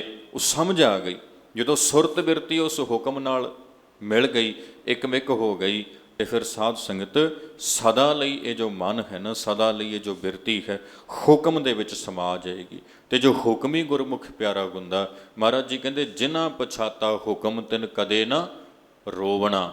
ਤੇ ਭਾਈ ਉਹ ਕਦੇ ਵੀ ਫਿਰ ਰਜ਼ਾ ਦੇ ਉੱਪਰ ਕਿੰਤੂ ਨਹੀਂ ਕਰਦੇ, ਕਿਉਂਕਿ ਪਛਾਤਾ ਹੁਕਮ, ਉਹਨਾਂ ਨੇ ਹੁਕਮ ਨੂੰ ਪਛਾਣ ਲਿਆ ਹੁੰਦਾ, ਜਾਣ ਲਿਆ ਹੁੰਦਾ ਹੈ। ਸੋ ਇਸ ਲਈ ਦੱਸਦੇ ਹਨ, ਪ੍ਰਾਣੀ ਕਿਆ ਮੇਰਾ ਕਿਆ ਤੇਰਾ, ਜੈਸੇ ਤਰਵਰ ਪੰਖ ਬਸੇਰਾ। ਜਿਵੇਂ ਭਾਈ ਤਰਵਰ ਦੇ ਉੱਪਰ ਪੰਛੀਆਂ ਦਾ ਵਾਸਾ ਹੈ, ਉਹਨਾਂ ਤੋਂ ਸੋਝੀ ਲੈ, ਤਿਵੇਂ ਹੀ ਆਪਣੇ ਜੀਵਨ ਨੂੰ ਬਣਾ ਕੇ ਰੱਖਣਾ ਕਰ। ਭਾਵ ਮੇਰ ਤੇਰ ਦੀਆਂ ਵੰਡੀਆਂ ਦੇ ਵਿੱਚ, ਮੇਰ ਤੇਰ ਦੇ ਵਿਤਕਰਿਆਂ ਵਿੱਚ ਨਾ ਪਾਓ। ਰਾਖੋ ਕੰਧ ਉਸਾਰੋ ਨੀਵਾ। ਰਾਖੋ ਕੰਧ ਉਸਾਰੋ ਨੀਵਾ। ਆਹ ਜਿਹੜੀ ਕੰਧ ਹੈ ਨਾ, ਜਲ ਕੀ ਭੀਤ ਹੈ ਨਾ, ਇਹਨੂੰ ਰੱਖਣ ਵਾਸਤੇ, ਇਹਨੂੰ ਟਿਕਾਣ ਵਾਸਤੇ ਉਸਾਰੋ ਨੀਵਾ। ਨੀਵਾ ਸਾਧ ਸੰਗਤ ਖੋਦ ਕੇ ਉੱਪਰ ਉਸਾਰੀ ਕੀਤੀ ਜਾਂਦੀ ਆ, ਉਸਾਰੀ ਕੀਤੀ ਜਾਂਦੀ ਹੈ ਨਾ। ਦੀਵਾਰਾਂ ਉਸਾਰ ਕੇ ਆਪਾਂ ਘਰ ਪਾ ਲੈਂਦੇ ਹਾਂ, ਛੱਤਾਂ ਪੈ ਜਾਂਦੀਆਂ, ਰਹਿਣ ਵਾਸਤੇ ਤਿਆਰੀ ਕਰ ਲਈ ਜਾਂਦੀ ਹੈ। ਠੀਕ ਹੈ, ਸਿਰ 'ਤੇ ਛੱਤ ਹੋਣੀ ਜ਼ਰੂਰੀ ਆ ਇੱਕ ਇਨਸਾਨ ਦੇ ਲਈ, ਆਪਣਾ ਜੀਵਨ ਉਹਦਾ ਸੌਖਾ ਨਿਕਲ ਜਾਂਦਾ ਹੈ ਜੇਕਰ ਕੋਈ ਟਿਕਾਣਾ ਹੋਵੇ, ਟਿਕਾਣੇ ਨਾਲ ਪਕੜ ਨਾ ਹੋਵੇ। ਟਿਕਾਣਾ ਹੋਵੇ ਸੌਖਾ ਲੰਘ ਜਾਂਦਾ ਸਫ਼ਰ, ਟਿਕਾਣੇ ਨਾਲ ਪਕੜ ਕੋਈ ਨਾ ਹੋਵੇ, ਟਿਕਾਣਾ ਛੱਡਣਾ ਪਵੇ ਤੇ ਛੱਡ ਕੇ ਤੁਰ ਪਵੇ। ਜਿਵੇਂ ਸੱਚੇ ਪਾਤਸ਼ਾਹ ਗੁਰੂ ਗੋਬਿੰਦ ਸਿੰਘ ਮਹਾਰਾਜ ਜੀ ਦੇ ਜੀਵਨ 'ਚ ਆਪਾਂ ਵੇਖਦੇ ਹਾਂ ਨਾ, ਕਮਾਲ ਦਾ ਜੀਵਨ ਆ ਸਤਿਗੁਰੂ ਜੀ ਦਾ। ਪਟਨਾ ਸਾਹਿਬ ਗੁਰੂ ਸਾਹਿਬ ਜੀ ਦਾ ਆਗਮਨ ਹੋਇਆ, ਪਰ ਪਟਨਾ ਸਾਹਿਬ ਨਾਲ ਪਕੜ ਕੋਈ ਨਹੀਂ। 5-6 ਸਾਲ ਤੱਕ ਉੱਥੇ ਰਹੇ ਮਹਾਰਾਜ, 5-6 ਸਾਲ ਤੱਕ, 5 ਸਾਲ ਦੀ ਉਮਰ ਕਹਿੰਦੇ ਆ। ਪਰ ਜਦੋਂ ਛੱਡ ਕੇ ਆਏ ਨਾ, ਤੇ ਇਸ ਰੂਪ ਦੇ ਵਿੱਚ ਛੱਡ ਕੇ ਆਏ, ਮੁੜ ਕੇ ਨਹੀਂ ਵੀ ਗਏ ਤੇ ਉਹਦਾ ਝੋਰਾ ਕੋਈ ਨਹੀਂ, ਕੋਈ ਝੋਰਾ ਨਹੀਂ। ਆਨੰਦਪੁਰ ਸਾਹਿਬ ਗੁਰੂ ਸਾਹਿਬ ਨੇ, ਗੁਰੂ ਤੇਗ ਬਹਾਦਰ ਜੀ ਨੇ ਉਹ ਸਾਰੀ ਕਰਵਾਈ, ਵਿਕਸਿਤ ਹੋਇਆ ਦਸਮ ਪਾਤਸ਼ਾਹ ਦੇ ਸਮੇਂ, ਗੁਰੂ ਗੋਬਿੰਦ ਸਿੰਘ ਮਹਾਰਾਜ ਜੀ ਦੇ ਸਮੇਂ। ਮਹਾਰਾਜ ਜੀ ਨੇ ਆਪ ਕਿੰਨੇ ਗੁਰਸਿੱਖਾਂ ਨੂੰ ਉੱਥੇ ਵਸਾਇਆ, ਸਤਿਗੁਰੂ ਦੇ ਕਿੰਨੇ ਪਿਆਰ ਵਾਲੇ ਸਿੱਖ ਉੱਥੇ ਆਣ ਕੇ ਰਹਿਣ ਲੱਗੇ, ਕਿੰਨੇ ਚਾਵਾਂ ਦੇ ਨਾਲ ਉਹ ਨਗਰੀ ਨੂੰ ਆਬਾਦ ਕੀਤਾ, ਵਿਕਸਿਤ ਕੀਤਾ, ਅੱਗੇ ਵਧਾਇਆ ਗਿਆ। ਪਰ ਜਦੋਂ ਉਸ ਆਨੰਦਪੁਰ ਨੂੰ ਛੱਡਣਾ ਪਿਆ ਤੇ ਗੁਰੂ ਸਾਹਿਬ ਦੀ ਉੱਥੇ ਵੀ ਕੋਈ ਪਕੜ ਨਹੀਂ, ਉਹ ਵੀ ਐਂ ਛੱਡ ਕੇ ਚਲੇ ਗਏ ਜਿਵੇਂ ਆਪਣਾ ਹੋ ਗਈ ਨਾ, ਜਿਵੇਂ ਕਦੇ ਰਹਿੰਦੇ ਹੀ ਨਾ ਹੋਣ ਉੱਥੇ। ਉੱਥੇ ਵੀ ਗੁਰੂ ਸਾਹਿਬ ਦੀ ਕੋਈ ਉਦਾਸੀ ਨਹੀਂ। ਜਿੱਥੇ ਜਿੱਥੇ ਗਏ, ਪਟਨਾ ਪਾਉਂਟਾ ਸਾਹਿਬ ਗੁਰੂ ਸਾਹਿਬ ਨੇ ਆਪ ਵਸਾਇਆ ਸੀ, ਉਹਨੂੰ ਆਪ ਆਬਾਦ ਕੀਤਾ ਸੀ, ਤੇ ਉਹਦੀ ਵੀ ਪਕੜ ਕੋਈ ਨਹੀਂ ਗੁਰੂ ਸਾਹਿਬ ਦੇ ਅੰਦਰ। ਕਿੰਨੀਆਂ ਐਸੀਆਂ ਥਾਵਾਂ ਨੇ ਜਦੋਂ ਆਪਾਂ ਵੇਖਦੇ ਹਾਂ ਨਾ, ਤੇ ਸਤਿਗੁਰੂ ਸੱਚੇ ਪਾਤਸ਼ਾਹ ਬਿਲਕੁਲ ਵੀ ਕੋਈ ਪਕੜ ਆਪਣੇ ਨਾਲ ਲੈ ਕੇ ਨਹੀਂ ਚੱਲਦੇ, ਤੇ ਆਪਾਂ ਨੂੰ ਇਸ਼ਾਰੇ ਮਾਤਰ ਸਮਝਾ ਜਾਂਦੇ ਨੇ, ਭਾਈ ਇੱਦਾਂ ਦੇ ਹਾਲਾਤ ਆਮ ਇਨਸਾਨ ਦੀ ਜ਼ਿੰਦਗੀ 'ਚ ਬਣਦੇ ਨਹੀਂ ਬਣਦੇ। ਸਾਧ ਸੰਗਤ ਆਪਾਂ ਕਿੰਨੇ ਜ਼ਿੰਦਗੀ ਜਿਉਣ ਵਾਲੇ ਆ, ਐਸੀਆਂ ਨੌਬਤਾਂ ਨਹੀਂ ਆਉਂਦੀਆਂ, ਪਰ ਜੇ ਆ ਵੀ ਜਾਣ ਨਾ ਨਿੱਕੀਆਂ ਮੋਟੀਆਂ, ਤੇ ਗੁਰੂ ਗੋਬਿੰਦ ਸਿੰਘ ਮਹਾਰਾਜ ਜੀ ਨੂੰ ਐ ਸਾਹਮਣੇ ਰੱਖ ਕੇ ਉਹਨਾਂ ਦਾ ਦਰਸ਼ਨ ਕਰੀਏ ਸੁਰਤ ਕਰਕੇ ਵੀ ਵਾਹ ਮੇਰੇ ਸੱਚੇ ਪਾਤਸ਼ਾਹ, ਤੂੰ ਲੰਘ ਗਿਆ ਸੀ ਤੇ ਸਾਨੂੰ ਬਲ ਦੇਈ ਇਸ ਮੁਸ਼ਕਿਲ ਵਿੱਚੋਂ ਤੇਰਾ ਦੀਦਾਰ ਕਰਦੇ ਹੋਏ, ਦਰਸ਼ਨ ਕਰਦੇ ਹੋਏ ਅਸੀਂ ਵੀ ਲੰਘ ਜਾਈਏ। ਹਿੰਮਤ ਦੇਈ, ਸਾਨੂੰ ਹੌਸਲਾ ਦੇਈ, ਜਿਵੇਂ ਤੁਸੀਂ ਪੂਰਨਾ ਪਾਇਆ ਉਹਦੇ ਅਨੁਸਾਰ ਅਸੀਂ ਵੀ ਚੱਲ ਸਕੀਏ। ਸੋ ਸਾਧ ਸੰਗਤ ਮਹਾਰਾਜ ਜੀ ਕਹਿੰਦੇ ਰਾਖੋ ਕੰਧ ਉਸਾਰੋ ਨੀਵਾਂ, ਨੀਵਾਂ ਉਸਾਰਦਾ ਹੈ ਤੇ ਭਾਈ ਆਪਣੇ ਰਹਿਣ ਦੇ ਲਈ ਸੋਹਣੇ ਮਹੱਲ ਤਿਆਰ ਕਰਦਾ ਹੈ, ਕਰੋ ਪਰ ਉਸ ਨਾਲ ਪਕੜ ਨਾ ਹੋਵੇ। ਸਾਡਾ ਤੀਨ ਹੱਥ ਤੇਰੀ ਸਿਵਾ, ਪਰ ਇਹਨਾਂ ਵੀ ਚੇਤਾ ਰੱਖਣਾ ਦੀਵਾਰਾਂ ਉਸਾਰਨ ਵੇਲੇ, ਬੰਗਲੇ ਬਣਾਉਣ ਵੇਲੇ, ਬਈ ਅਖੀਰ ਜਿਹੜੀ ਥਾਂ ਅਸੀਂ ਮੱਲਣੀ ਆ ਮਹਿਜ਼ 3.5 ਹੱਥ ਦੀ ਆ। ਇਹ ਚੇਤਾ ਰੱਖਣਾ, ਇਹ ਚੇਤਾ ਰੱਖਣਾ ਬਣਾਉਣ ਵੇਲੇ ਨਾ, ਇਹ ਚੇਤਾ ਹੋਵੇ ਵੀ ਸਾਡੀ ਜਿਹੜੀ ਥਾਂ ਆ ਨਾ, ਸਾਡਾ ਟਿਕਾਣਾ ਆ ਜਿਹੜਾ, ਉਸ ਮਹਿਜ਼ 3.5 ਹੱਥ ਦੀ ਥਾਂ ਤੇ ਹੋ ਜਾਣਾ ਹੈ ਨਾ। 3.5 ਹੱਥ ਤੋਂ 7-8 ਫੁੱਟ ਦੀ ਥਾਂ ਜਿਹੜੀ ਉਹਨਾਂ ਸਮਿਆਂ 'ਚ ਭਾਵੇਂ ਆਪਾਂ ਕਹੀਏ ਵੀ ਕਬਰ ਖੋਦੀ ਜਾਂਦੀ ਸੀ ਜਾਂ ਚਿਖਾ ਚਿਣੀ ਜਾਂਦੀ ਸੀ, ਬਸ ਇੰਨਾ ਕੀ ਥਾਂ ਹੁੰਦਾ ਜੀ, ਇੰਨੀ ਕੁ ਜਗ੍ਹਾ ਹੁੰਦੀ ਆ ਹੈ ਨਾ। ਉਹਨੂੰ ਤੁਸੀਂ ਆਪਾਂ ਕਹਿ ਲਈਏ ਵੀ 1.5 ਬਾਏ 2 ਦੀ ਕਹਿ ਲਈਏ, ਤੇ ਇੰਨਾ ਕੀ ਥਾਂ ਉਹਦੇ ਵਾਸਤੇ ਜਿਹੜਾ ਹੈਗਾ ਬਣਾਇਆ ਜਾਂਦਾ ਹੈਗਾ। ਸੋ ਮਹਾਰਾਜ ਜੀ ਹੁਣ ਇੱਥੋਂ ਸਮਝਾ ਰਹੇ ਨੇ, ਕਹਿੰਦੇ ਇਹ ਜਿਵੇਂ ਨੀਹਾਂ ਖੋਦੀਆਂ ਜਾ ਰਹੀਆਂ ਨੇ ਨਾ ਮਹੱਲ ਉਸਾਰਨ ਲਈ, ਤੇ ਚੇਤਾ ਰੱਖੀ ਤੇਰੇ ਲਈ ਵੀ ਇੱਕ ਨੀਂਹ ਖੋਦੀ ਜਾਣੀ ਆ, ਟੋਇਆ ਪੁੱਟਾ ਜਾਣਾ ਵਾ। ਇਹ ਚੇਤਾ ਰੱਖ ਕੇ ਮਨ ਵਿੱਚ ਇਹ ਚੰਗੀ ਤਰ੍ਹਾਂ ਰੱਖ ਕੇ ਫਿਰ ਅੱਗੇ ਚੱਲਣਾ। ਉਹ ਇਸ ਲਈ ਗੁਰੂ ਸਾਹਿਬ ਚੇਤਾ ਕਰਾ ਰਹੇ ਨੇ ਤਾਂ ਕਿ ਜਦੋਂ ਜਾਣਾ ਪਵੇ ਉਸ ਵੇਲੇ ਕੋਈ ਤਕਲੀਫ ਨਾ ਹੋਵੇ, ਜਾਂ ਕਿਸੇ ਹੋਰ ਨੂੰ ਤੋਰਨਾ ਪਵੇ ਤੇ ਉਦੋਂ ਵੀ ਕੋਈ ਤਕਲੀਫ ਨਾ ਹੋਵੇ। ਪਹਿਲਾਂ ਪਤਾ ਹੋਵੇ, ਮਨ 'ਚ ਮੰਨ ਕੇ ਚੱਲੇ ਵੀ ਸਾਡੇ ਨਾਲ ਜਾਂ ਕਿਸੇ ਸਾਡੇ ਆਪਣੇ ਨਾਲ, ਕਿਸੇ ਦੇ ਉੱਪਰ ਵੀ ਇਹ ਸਮਾਂ ਆ ਸਕਦਾ ਵਾ। ਤੇ ਜੇ ਪਹਿਲਾਂ ਮਨ ਵਿੱਚ ਇਹ ਗੱਲ ਰੱਖੀ ਹੋਈ ਆ, ਟਿਕਾਈ ਹੋਈ ਆ, ਤਾਂ ਜਦੋਂ ਉਹ ਸਮਾਂ ਆਏਗਾ ਉਸ ਵੇਲੇ ਤਕਲੀਫ ਬਹੁਤੀ ਨਹੀਂ ਹੋਏਗੀ। ਹੋਏਗੀ ਜ਼ਰੂਰ ਪਰ ਇੰਨੀ ਨਹੀਂ ਹੋਏਗੀ, ਕਿਉਂਕਿ ਪਹਿਲਾਂ ਤਿਆਰੀ ਕਰਕੇ ਚੱਲਿਆ ਹੋਇਆ ਭਾਈ ਤੂੰ। ਸੋ ਜਦੋਂ ਕੁਝ ਨਵਾਂ ਕਰਦਾ ਨਾ, ਉਸ ਵੇਲੇ ਇਹ ਚੇਤਾ ਰੱਖ ਕੇ ਚੱਲਿਆ ਕਰ। ਜ਼ਿੰਦਗੀ 'ਚ ਹਰ ਵੇਲੇ ਚੇਤਾ ਰੱਖ ਕੇ ਚੱਲਿਆ ਕਰੋ। ਕਹਿੰਦੇ ਆ ਨਾ ਵੀ ਜਿਹਨੂੰ ਕਾਲ ਚੇਤੇ ਆ ਉਹਨੂੰ ਅਕਾਲ ਚੇਤੇ ਰਹਿੰਦਾ। ਅਸਲ ਵਿੱਚ ਕਾਰਨ ਸਾਧ ਸੰਗਤ ਇਹੀ ਹੁੰਦਾ ਵੀ ਜਦੋਂ ਅਸੀਂ ਅੰਤਲੇ ਸਮੇਂ ਨੂੰ ਚੇਤੇ ਰੱਖ ਕੇ ਚੱਲਦੇ ਹਾਂ, ਸਾਹਮਣੇ ਰੱਖ ਕੇ ਚੱਲਦੇ ਹਾਂ, ਫਿਰ ਜਦੋਂ ਸਮਾਂ ਆਉਂਦਾ ਵਾ ਉਸ ਵੇਲੇ ਤਕਲੀਫ ਨਹੀਂ ਹੁੰਦੀ। ਦੂਜੀ ਗੱਲ, ਜਿੰਨੇ ਸਮੇਂ ਵਿੱਚ ਉਹ ਸਮਾਂ ਲੰਘਦਾ ਹੈ ਉਹਨੇ ਸਮੇਂ 'ਚ ਕੋਈ ਤਕਲੀਫ ਨਹੀਂ ਹੁੰਦੀ। ਉਹਨੇ ਸਮੇਂ ਨੂੰ ਸਫਲ ਕਰਨ ਦੀ ਕੋਸ਼ਿਸ਼ ਕੀਤੀ ਜਾਂਦੀ ਹੈ, ਉਹਦਾ ਲਾਹਾ ਲੈਣ ਦੀ ਕੋਸ਼ਿਸ਼ ਕੀਤੀ ਜਾਂਦੀ ਹੈ। ਸੋ ਇਉਂ ਦੱਸਦੇ ਹਨ, ਬੰਕੈ ਬਾਲ ਪੱਗ ਸਿਰ ਡੇਰੀ। ਹੁਣ ਇੱਥੇ ਬਾਬਾ ਜੀ ਕਹਿਣ ਲੱਗੇ ਬੰਕੇ ਬਾਲ ਪਾਗ ਸਿਰ ਡੇਰੀ, ਹੈ ਨਾ। ਭਾਈਆਂ ਨੂੰ ਆਪਣੇ ਸਿਰ ਦੇ ਉੱਪਰ ਪੱਗ ਬੰਨੀ ਹੋਵੇ, ਐ ਚਿਣ ਕੇ ਟੇਢੀ ਪੱਗ ਬੰਨੀ ਹੋਵੇ, ਉਹ ਬੜੀ ਚੰਗੀ ਲੱਗਦੀ ਆ। ਬੀਬੀਆਂ ਆਪਣੇ ਵਾਲਾਂ ਨੂੰ ਬੜਾ ਸਵਾਰ ਕੇ ਰੱਖਦੀਆਂ ਨੇ, ਹੈ ਨਾ। ਉਹਨਾਂ ਨੂੰ ਐ ਹੁੰਦਾ ਵੀ ਸਾਡੇ ਵਾਲ ਐ ਲਿਸ਼ਕੇ ਹੋਣ, ਸਵਾਰੇ ਹੋਣ, ਲੰਮੇ ਹੋਣ। ਕੁਦਰਤੀ ਮੰਨਿਆ ਗਿਆ ਵਾ ਬਈ ਵਾਲ ਨੇ ਜਿਹੜੇ, ਕੇਸ ਨੇ ਜਿਹੜੇ, ਇਹ ਸ਼ਿੰਗਾਰ ਦਾ ਇੱਕ ਹਿੱਸਾ ਨੇ। ਬਾਬਾ ਜੀ ਕਹਿਣ ਲੱਗੇ ਬੰਕੇ ਬਾਲ, ਭਾਵੇਂ ਆਪਣੇ ਵਾਲ ਤੇਰੇ ਬੰਕੇ ਬੜੇ ਸੋਹਣੇ ਚੰਗੇ ਸਵਾਰ ਕੇ ਰੱਖੇ ਹੋਏ ਨੇ, ਪਾਗ ਸਿਰ ਡੇਰੀ, ਤੇ ਭਾਵੇਂ ਤੂੰ ਆਪਣੇ ਸਿਰ ਦੇ ਉੱਪਰ ਇੱਦਾਂ ਸਜਾ ਕੇ ਪੋਚ ਕੇ ਟੇਢੀ ਪੱਗ ਬੰਨ੍ਹਦਾ ਪਿਆ ਹੈ, ਚੇਤਾ ਰੱਖੀ ਭਰਾਵਾ ਜਦੋਂ ਇਹਨਾਂ ਵਾਲਾਂ ਨੂੰ ਸਵਾਰਦਾ ਨਾ, ਜਦੋਂ ਇਹ ਸਿਰ ਦੇ ਉੱਪਰ ਪੱਗ ਬੰਨ੍ਹਦਾ ਵਾ, ਉਸ ਵੇਲੇ ਇੱਕ ਇਹ ਵੀ ਚੇਤਾ ਰੱਖਿਆ ਕਰ। ਦੋਵਾਂ ਨੂੰ ਸਮਝਾਇਆ ਜਾ ਰਿਹਾ, ਮਾਈ ਨੂੰ ਵੀ ਭਾਈ ਨੂੰ ਵੀ। ਮਾਈ ਨੂੰ ਸਮਝਾਉਣ ਵੇਲੇ ਕਿਹਾ ਜਾ ਰਿਹਾ ਬੰਕੇ ਬਾਲ, ਤੇ ਭਾਈ ਨੂੰ ਸਮਝਾਉਣ ਵੇਲੇ ਕਿਹਾ ਜਾ ਰਿਹਾ ਪਾਗ ਸਿਰ ਡੇਰੀ। ਦੋਵਾਂ ਦੀ ਗੱਲ ਕਰਕੇ ਅਗਲਾ ਬਚਨ ਲਿਖਦੇ ਹਨ, ਇਹੋ ਤਨ ਹੋਏਗਾ ਭਸਮ ਕੀ ਢੇਰੀ। ਇਹ ਤਨ ਹੋਏਗੋ ਭਸਮ ਕੀ ਢੇਰੀ। ਕਹਿੰਦੇ ਭਾਈ ਇਹ ਜਿਹੜਾ ਤਨ ਹੈ ਨਾ, ਸਰੀਰ ਆ ਨਾ ਜਿਹੜਾ, ਹੋਏਗੋ ਭਸਮ ਕੀ ਢੇਰੀ, ਇਹ ਵੀ ਚੇਤਾ ਰੱਖੀ ਬਈ ਇੱਕ ਦਿਨ ਇੱਦਾਂ ਭਸਮ ਦੀ ਢੇਰੀ ਬਣ ਜਾਣਾ। ਖਾਕ ਸਵਾ, ਸਰੀਰ ਨੇ ਖਾਕ बन जाना है। हाड जले जैसे लकड़ी का तूला, है ना। केस जले जैसे घास का पूला। इन्हां ने इदां अगन दे विच जदों आपां अगन भेंट करना ते सड़ जाना है, खत्म हो जाना शरीर ने, अखीर ने भस्म की ढेरी हो जाना है। सो ये चेता रख के चलना भी जिस देही नूं अज सवारदे हाँ, ਭਾਈ ਭਾਵੇਂ ਉਹ ਭਾਈ ਹੈ, ਭਾਵੇਂ ਮਾਈ ਹੈ, ਭਾਵੇਂ ਬੰਕੇ ਬਾਲ ਹੈ, ਭਾਵੇਂ ਪਾਗ ਸਿਰ ਡੇਰੀ ਹੈ, ਜਿਸ ਨੂੰ ਅੱਜ ਸਵਾਰ ਕੇ ਰੱਖਦੇ ਹਾਂ ਇਹਨੇ ਇੱਕ ਨਾ ਇੱਕ ਦਿਨ ਭਸਮ ਕੀ ਢੇਰੀ ਹੋਣਾ।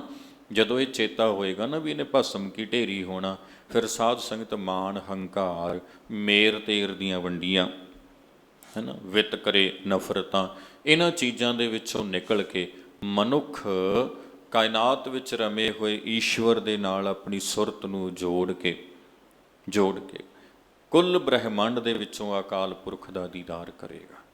ਉਸ ਦਾ ਦੀਦਾਰ ਹੋਏਗਾ ਇਸ ਨੂੰ, ਤੇ ਇੱਕ ਇੱਕ ਜੀਵ ਨੂੰ ਕਰਤੇ ਦਾ ਅਦਭੁਤ ਰੂਪ ਜਾਣਦਾ ਹੋਇਆ, ਕਰਤੇ ਦਾ ਅਦਭੁਤ ਰੂਪ ਜਾਣਦਾ ਹੋਇਆ ਇੱਕ ਇੱਕ ਜੀਵ ਨੂੰ ਉਸ ਪ੍ਰਤੀ ਜੋ ਇਸ ਦੇ ਫਰਜ਼ ਹੋਣਗੇ ਉਹਨਾਂ ਨੂੰ ਨਿਭਾਏਗਾ, ਉਹਨਾਂ ਨੂੰ ਪੂਰਿਆਂ ਕਰੇਗਾ। ਤੇ ਸਾਰੀ ਪ੍ਰਕਿਰਤੀ ਵਿੱਚੋਂ ਸਿਰਜਣਹਾਰ ਦਾ ਦੀਦਾਰ ਇਸ ਨੂੰ ਹੋਏਗਾ, ਉਸੇ ਦੀਆਂ ਆਵਾਜ਼ਾਂ ਸੁਣਾਈ ਦੇਣਗੀਆਂ, ਉਸੇ ਦਾ ਦੀਦਾਰ ਸਾਨੂੰ ਹੋਣਾ ਕਰੇਗਾ। ਸੋ ਇਸ ਲਈ ਦੱਸਦੇ ਨੇ, ਇਹ ਤਨ ਹੋਏਗੋ ਭਸਮ ਕੀ ਢੇਰੀ, ਭਲਿਆ ਚੇਤਾ ਰੱਖਣਾ ਇਹਨੇ ਭਸਮ ਕੀ ਢੇਰੀ ਹੋ ਜਾਣਾ ਹੈ। ਇਸ ਤੋਂ ਪਹਿਲਾਂ ਇਹ ਭਸਮ ਕੀ ਢੇਰੀ ਹੋਵੇ, ਆਪਣੇ ਜੀਵਨ ਦਾ ਲਾਹਾ ਲਓ। ਦੂਸਰੀ ਗੱਲ, ਹਮੇਸ਼ਾ ਚੇਤਾ ਰੱਖੋ ਬਈ ਇਸ ਦੇਹੀ ਨੇ ਭਸਮ ਕੀ ਢੇਰੀ ਹੋਣਾ ਹੈ। ਅੰਤ ਨੂੰ ਚੇਤਾ ਰੱਖਾਂਗੇ ਤੇ ਅਨੰਤ ਵੀ ਚੇਤੇ ਰਹਿਣਾ ਕਰੇਗਾ। ਉੱਚੇ ਮੰਦਰ ਸੁੰਦਰ ਨਾਰੀ। ਬੜਾ ਕੁਝ ਮਨੁੱਖ ਆਪਣੀ ਜ਼ਿੰਦਗੀ 'ਚ ਖੱਟ ਲੈਂਦਾ ਸਾਧ ਸੰਗਤ, ਬੜੇ ਆਪਣੇ ਟੀਚੇ ਰੱਖੇ ਹੁੰਦੇ ਨੇ, ਹੈ ਨਾ। ਹੁਣ ਨਿਆਣਾ ਨਿੱਕਾ ਜਿਹਾ, ਉਹਨੂੰ ਪੜ੍ਹਾਇਆ ਜਾਂਦਾ, ਉਹ ਪੜ੍ਹਦਾ, ਉਹਦਾ ਟੀਚਾ ਹੁੰਦਾ ਮੈਂ ਚੰਗੇ ਨੰਬਰ ਲਵਾਂ, ਮੈਂ ਅੱਗੇ ਆਵਾਂ, ਅਤੇ ਉਹ ਪੜ੍ਹ ਕੇ ਆਪਣੀ ਐਜੂਕੇਸ਼ਨ ਜਿੰਨੀ ਹੁੰਦੀ ਉਹ ਪੂਰੀ ਕਰ ਲੈਂਦਾ। ਫਿਰ ਉਹਦਾ ਅਗਲਾ ਟੀਚਾ ਹੁੰਦਾ ਮੈਂ ਜੋਬ 'ਤੇ ਲੱਗਾ, ਨੌਕਰੀ 'ਤੇ ਲੱਗਾ, ਨੌਕਰੀ 'ਤੇ ਲੱਗ ਗਿਆ, ਪੈਸੇ ਕਮਾਉਣ ਲੱਗ ਪਿਆ, ਆਪਣਾ ਕੋਈ ਬਿਜ਼ਨਸ, ਆਪਣਾ ਕੋਈ ਕੰਮ ਸ਼ੁਰੂ ਕਰ ਲਿਆ। ਫਿਰ ਹੁੰਦਾ ਵੀ ਹੁਣ ਪੜ੍ਹ ਵੀ ਲਏ, ਹੁਣ ਸੈਟਲ ਵੀ ਹੋ ਗਏ, ਪੈਸੇ ਵੀ ਕਮਾਉਣ ਲੱਗ ਪਏ, ਹੁਣ ਸੋਹਣੀ ਜੀ ਲੜਕੀ ਦੇਖ ਕੇ ਵਿਆਹ ਵੀ ਕਰਵਾ ਲਈਏ। ਜੇ ਲੜਕੀ ਹੈ ਤਾਂ ਉਹਦੇ ਮਨ 'ਚ ਇਹ ਇੱਛਾ ਵਾ ਵੀ ਕੋਈ ਵਧੀਆ ਸੋਹਣਾ ਜਿਹਾ ਲੜਕਾ ਵੇਖ ਕੇ ਵਿਆਹ ਕਰਵਾਈਏ, ਵਿਆਹ ਵੀ ਹੋ ਗਿਆ। ਅਤੇ ਫਿਰ ਅਗਲੀ ਇੱਛਾ, ਅਗਲਾ ਟੀਚਾ ਕੀ ਹੁੰਦਾ ਵੀ ਇੱਕ ਘਰ ਹੋਵੇ, ਵਧੀਆ ਮਾਹੌਲ ਬਣਿਆ ਹੋਵੇ, ਘਰ ਸੋਹਣਾ ਰਹਿਣ ਵਾਸਤੇ ਯੋਗ ਹੋਵੇ, ਉਹ ਵੀ ਬਣ ਗਿਆ। ਫਿਰ ਉਸ ਤੋਂ ਬਾਅਦ 'ਚ ਕੀ ਹੁੰਦਾ ਹੈ ਜੀ, ਬੱਚੇ ਹੋਣ, ਨਿਆਣੇ ਹੋਣ, ਫਿਰ ਗਾਂ ਉਹਨਾਂ ਨਿਆਣਿਆਂ ਪ੍ਰਤੀ ਵੀ ਉਹ ਪੜ੍ਹਨ, ਉਹਨਾਂ ਨੂੰ ਅੱਗੇ ਲੈ ਕੇ ਚੱਲੀ। ਇਹ ਨਾ ਇੱਦਾਂ ਪੀੜ੍ਹੀ ਦਰ ਪੀੜ੍ਹੀ, ਪੀੜ੍ਹੀ ਦਰ ਪੀੜ੍ਹੀ ਇਹ ਅੱਗੇ ਚੱਲਦਾ ਜਾ ਰਿਹਾ ਇਹ ਕਾਰਜ। ਮਹਾਰਾਜ ਜੀ ਕਹਿੰਦੇ ਉੱਚੇ ਮੰਦਰ ਸੁੰਦਰ ਨਾਰੀ। ਬੜਾ ਕੁਝ ਮਨੁੱਖ ਆਪਣੀ ਜ਼ਿੰਦਗੀ 'ਚ ਟੀਚੇ ਮਿੱਥਦਾ ਹੈ ਅਤੇ ਉਹਨਾਂ ਨੂੰ ਪ੍ਰਾਪਤ ਵੀ ਕਰ ਲੈਂਦਾ ਹੈ, ਪਾ ਵੀ ਲੈਂਦਾ, ਵੱਡੇ ਵੱਡੇ ਘਰ ਬਣਾ ਲੈਂਦਾ, ਹੈ ਨਾ, ਸੁੰਦਰ ਜੀਵਨ ਸਾਥੀ ਮਿਲ ਜਾਂਦਾ ਇਹਨੂੰ, ਅਤੇ ਉਹ ਸਭ ਇਸ ਨੂੰ ਆਪਣੀ ਜ਼ਿੰਦਗੀ 'ਚ ਜੋ ਇਹਨੇ ਟੀਚੇ ਮਿੱਥੇ ਹੁੰਦੇ ਨੇ ਤਿਨਾਂ ਨੂੰ ਪ੍ਰਾਪਤ ਕਰ ਲੈਂਦਾ ਹੈ। ਰਾਮ ਨਾਮ ਬਿਨ ਬਾਜੀ ਹਾਰੀ। ਪਰ ਇੱਕ ਗੱਲ ਦਾ ਖਿਆਲ ਰੱਖਣਾ, ਉਹ ਇਹ ਹੈ ਭਾਈ, ਰਾਮ ਨਾਮ ਬਿਨ ਬਾਜੀ ਹਾਰੀ, ਵੀ ਪਰਮੇਸ਼ਰ ਦੇ ਨਾਮ ਤੋਂ ਬਿਨਾਂ ਨਾ ਇਹ ਜਿਹੜੀ ਬਾਜ਼ੀ ਆ ਜ਼ਿੰਦਗੀ ਦੀ ਉਹ ਹਾਰ ਲਈ। ਜੇ ਉਹ ਕਾਰਜ ਨਾ ਕੀਤਾ ਜਿਹਨੂੰ ਕਰਨ ਦੇ ਲਈ ਅਸੀਂ ਖੇਡ ਰਹੇ ਹਾਂ। ਹੁਣ ਖਿਡਾਰੀ ਨੇ ਸਾਧ ਸੰਗਤ, ਖੇਡਣ ਲੱਗੇ, ਉਹਨਾਂ ਦਾ ਮੰਨ ਲਓ ਕੋਈ ਵੀ ਹੈਗਾ, ਉਹਨਾਂ ਦਾ ਕ੍ਰਿਕਟ ਦਾ ਮੈਚ ਆ, ਉਹਨਾਂ ਦਾ ਫੁੱਟਬਾਲ ਦਾ ਆ, ਉਹਨਾਂ ਦਾ ਕਬੱਡੀ ਦਾ ਕੋਈ ਵੀ ਮੈਚ ਸ਼ੁਰੂ ਹੋਇਆ, ਹੈ ਨਾ, ਸ਼ੁਰੂ ਹੋਇਆ, ਉਹਨੂੰ ਸ਼ੁਰੂ ਹੋਣ ਤੋਂ ਪਹਿਲਾਂ ਉਹਨਾਂ ਨੇ ਆਪਣੇ ਆਪ ਨੂੰ ਵਾਰਮ ਅਪ ਕੀਤਾ, ਤਿਆਰ ਕੀਤਾ, ਦੌੜ ਭੱਜ ਕੀਤੀ, ਡੰਡ ਬੈਠਕਾਂ ਲਾਈਆਂ, ਪਤਾ ਨਹੀਂ ਕੀ ਕੀਤਾ, ਬੜੀ ਤਿਆਰੀ ਕੀਤੀ ਸਰੀਰ ਨੂੰ, ਹੈ ਨਾ, ਲੈ ਕੇ। ਫਿਰ ਜਦੋਂ ਖੇਡ ਰਹੇ ਸੀ ਉਸ ਵੇਲੇ ਬੜੀ ਦੌੜ ਭੱਜ ਕੀਤੀ, ਕਦੀ ਉੱਧਰ ਨੂੰ ਕਦੀ ਉੱਧਰ ਨੂੰ। ਪਰ ਜਿਹੜਾ ਉਹਨਾਂ ਦਾ ਕਰਨ ਵਾਲਾ ਕੰਮ ਆ ਉੱਥੇ, ਬਾਜ਼ੀ ਨੂੰ ਜਿੱਤਣ ਵਾਲਾ, ਜੇ ਉਹ ਨਾ ਕੀਤਾ ਫਿਰ ਸਾਧ ਸੰਗਤ ਤੋਂ ਸਭ ਬਾਕੀ ਸਭ ਕੀਤਾ ਤੇ ਵਿਅਰਥ ਹੋ ਗਿਆ ਨਾ। ਜਿਹੜਾ ਕਈ ਵਾਰੀ ਨਾ ਅਸੀਂ ਖਬਰਾਂ ਸੁਣੀਆਂ ਪੜ੍ਹੀਆਂ ਨੇ, ਸੁਣਦੇ ਹਾਂ, ਸੁਣਨਾ ਚਾਹੁੰਦਾ, ਕਈਆਂ 'ਤੇ ਦੋਸ਼ ਲੱਗਦੇ ਆ ਮੈਚ ਫਿਕਸਿੰਗ ਦੇ, ਉਹ ਤੁਸੀਂ ਸੁਣਿਆ ਹੋਣਾ, ਕਈਆਂ 'ਤੇ ਲੱਗਦੇ ਨੇ। ਉਹ ਇਸ ਲਈ ਲੱਗਦੇ ਨੇ ਵੀ ਖੇਡਣ ਤੋਂ ਪਹਿਲਾਂ ਹੀ ਤੈਅ ਕਰ ਲੈਂਦੇ ਨੇ ਕੀ ਕਰਨਾ, ਕਿਹਨੇ ਜਿੱਤਣਾ ਕਿਹਨੇ ਹਾਰਨਾ। ਫਿਰ ਉਹ ਖੇਡ 'ਤੇ ਚੱਲੀ ਜਾ ਰਹੀ ਹੁੰਦੀ, ਉਹ 'ਚ ਦੌੜ ਭੱਜ ਵੀ ਹੋ ਰਹੀ ਹੁੰਦੀ, ਹੈ ਨਾ, ਐਨਰਜੀ ਵੀ ਵੇਸਟ ਹੋ ਰਹੀ ਆ, ਸਮਾਂ ਵੀ ਲੱਗ ਰਿਹਾ, ਪੈਸਾ ਵੀ ਲੱਗ ਰਿਹਾ, ਲੋਕੀ ਵੀ ਵੇਖ ਰਹੇ ਨੇ, ਇੱਦਾਂ ਮੂੰਹ ਚੱਕ ਕੇ ਵੀ ਕੁਛ ਬਣੂਗਾ, ਪਰ ਉਹ ਬਾਜ਼ੀ ਹਾਰ ਜਾਂਦੇ ਨੇ। ਜਦੋਂ ਬਾਜ਼ੀ ਹਾਰ ਗਏ ਫਿਰ ਜਿਹੜੀ ਦੌੜ ਭੱਜ ਕੀਤੀ ਸੀ, ਜੋ ਵੀ ਉਹਨਾਂ ਨੇ ਕੀਤਾ ਸੀ, ਉਹ ਕਿਸੇ ਅਰਥ ਨਹੀਂ ਰਹਿ ਜਾਂਦਾ। ਉਹ ਸਭ ਕੀਤਾ ਹੋਇਆ ਬੇਕਾਰ ਚਲਿਆ ਜਾਂਦਾ। ਇੱਦਾਂ ਹੀ ਨਾ ਆਪਣੀ ਜ਼ਿੰਦਗੀ ਦੀ ਇੱਕ ਖੇਡ ਆ, ਇਹਦਾ ਵੀ ਇੱਕ ਕਾਰਜ ਆ, ਇਹਦਾ ਵੀ ਇੱਕ ਪ੍ਰਯੋਜਨ ਆ। ਮਹਾਰਾਜ ਜੀ ਨੇ ਉਹ ਦੱਸਿਆ, ਗੋਬਿੰਦ ਮਿਲਣ ਕੀ ਇਹ ਤੇਰੀ ਬਰੀਆ, ਪਰਮੇਸ਼ਰ ਦਾ ਮਿਲਾਪ ਹੈ ਨਾ। ਆਪਣੀ ਇਸ ਜ਼ਿੰਦਗੀ ਵਿੱਚ, ਆਪਣੀ ਇਸ ਸੁਰਤ ਵਿੱਚ ਅਕਾਲ ਪੁਰਖ ਵਾਹਿਗੁਰੂ ਦਾ ਮਿਲਾਪ ਹਾਸਲ ਕਰਨਾ, ਉਹਦੀ ਪ੍ਰਾਪਤੀ ਕਰਨੀ। ਜੇਕਰ ਇਹ ਜੀਵਨ ਜਿਉਂਦਿਆਂ ਉਹ ਨਹੀਂ ਪ੍ਰਾਪਤ ਕੀਤਾ, ਹੋਰ ਬੜਾ ਕੁਝ ਖੱਟ ਲਿਆ, ਉੱਚੇ ਮੰਦਰ, ਸੁੰਦਰ ਨਾਰੀ, ਬੜਾ ਕੁਝ ਖੱਟ ਲਿਆ, ਪਰ ਜੋ ਖੱਟਣਾ ਸੀ ਉਹ ਨਹੀਂ ਖੱਟਿਆ, ਤਾਂ ਜਿਹੜਾ ਬਾਕੀ ਖੱਟਿਆ ਹੁੰਦਾ ਉਹ ਵੀ ਕਿਸੇ ਅਰਥ ਨਹੀਂ ਰਹਿ ਜਾਂਦਾ, ਫਿਰ ਉਸ ਦਾ ਵੀ ਕੋਈ ਮੁੱਲ ਨਹੀਂ ਪੈਂਦਾ। ਸਭ ਦਾ ਮੁੱਲ ਉਦੋਂ ਪੈਣਾ ਸੀ ਜੇਕਰ ਪਰਮੇਸ਼ਰ ਦੇ ਨਾਮ ਨੂੰ ਵਿਹਾਜਿਆ ਹੁੰਦਾ, ਉਸ ਨੂੰ ਪ੍ਰਾਪਤ ਕੀਤਾ ਹੁੰਦਾ। ਜੇ ਉਹ ਨਹੀਂ ਨਾ ਪ੍ਰਾਪਤ ਕੀਤਾ ਤੇ ਬਾਕੀ ਪ੍ਰਾਪਤ ਕੀਤਾ ਵੀ, ਮਹਾਰਾਜ ਜੀ ਦੱਸਦੇ ਨੇ ਵੀ ਉਸ ਦਾ ਭਾਈ ਅਧਿਆਤਮਿਕ ਮਾਰਗ ਦੇ ਵਿੱਚ ਕੋਈ ਅਰਥ, ਕੋਈ ਕੀਮਤ ਉਸ ਦੀ ਨਹੀਂ ਰਹਿ ਜਾਂਦੀ।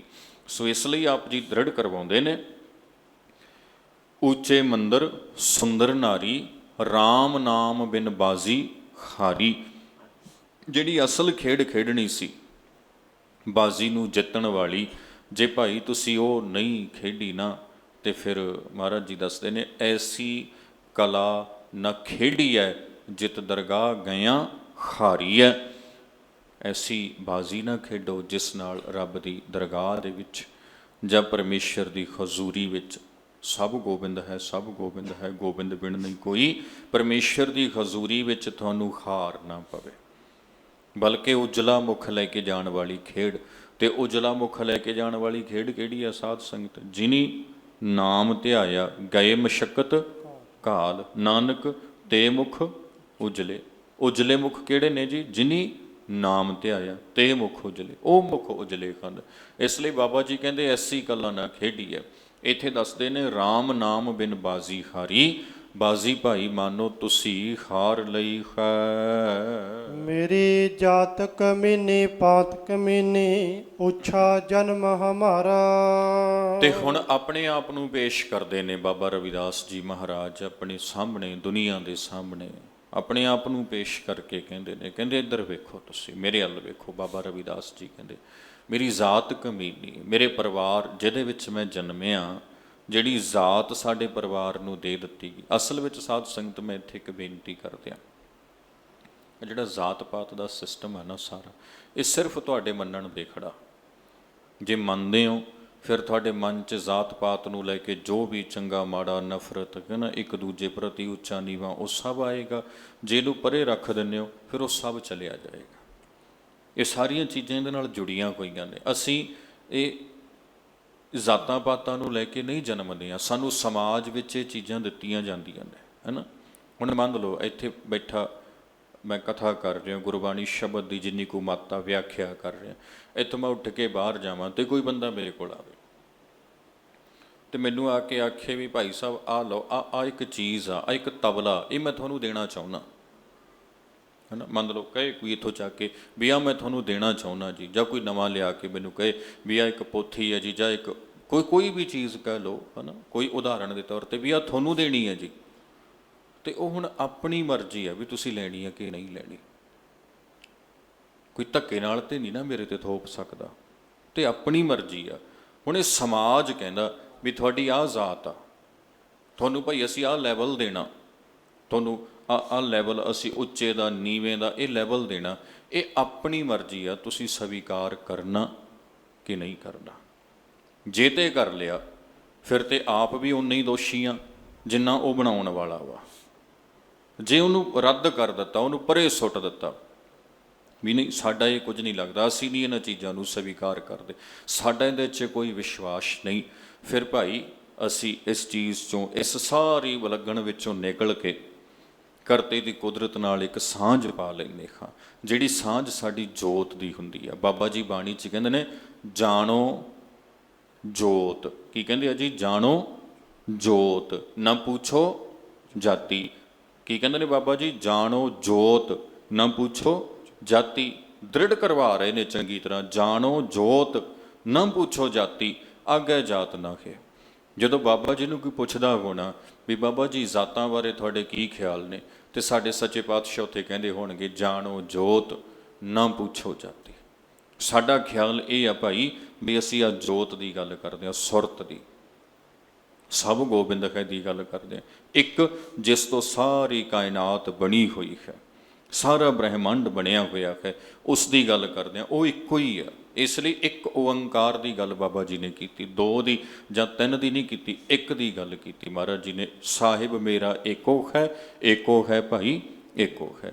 ਇਸ ਲਈ ਬਾਬਾ ਜੀ ਬਾਣੀ 'ਚ ਕਹਿੰਦੇ ਨੇ, ਨੀਚਾਂ ਅੰਦਰ ਨੀਚ ਜਾਤ, ਨੀਚੀ ਹੂੰਅਤ ਨੀਚ, ਨਾਨਕ ਤਿਨ ਕੈ ਸੰਗ ਸਾਥ, ਵੱਡਿਆਂ ਸਿਉ ਕਿਆ ਰੀਸ। ਜਿੱਥੈ ਨੀਚ ਸੰਭਾਲੀਨ ਤਿੱਥੈ ਨਦਰ ਤੇਰੀ ਬਖਸ਼ੀਸ਼।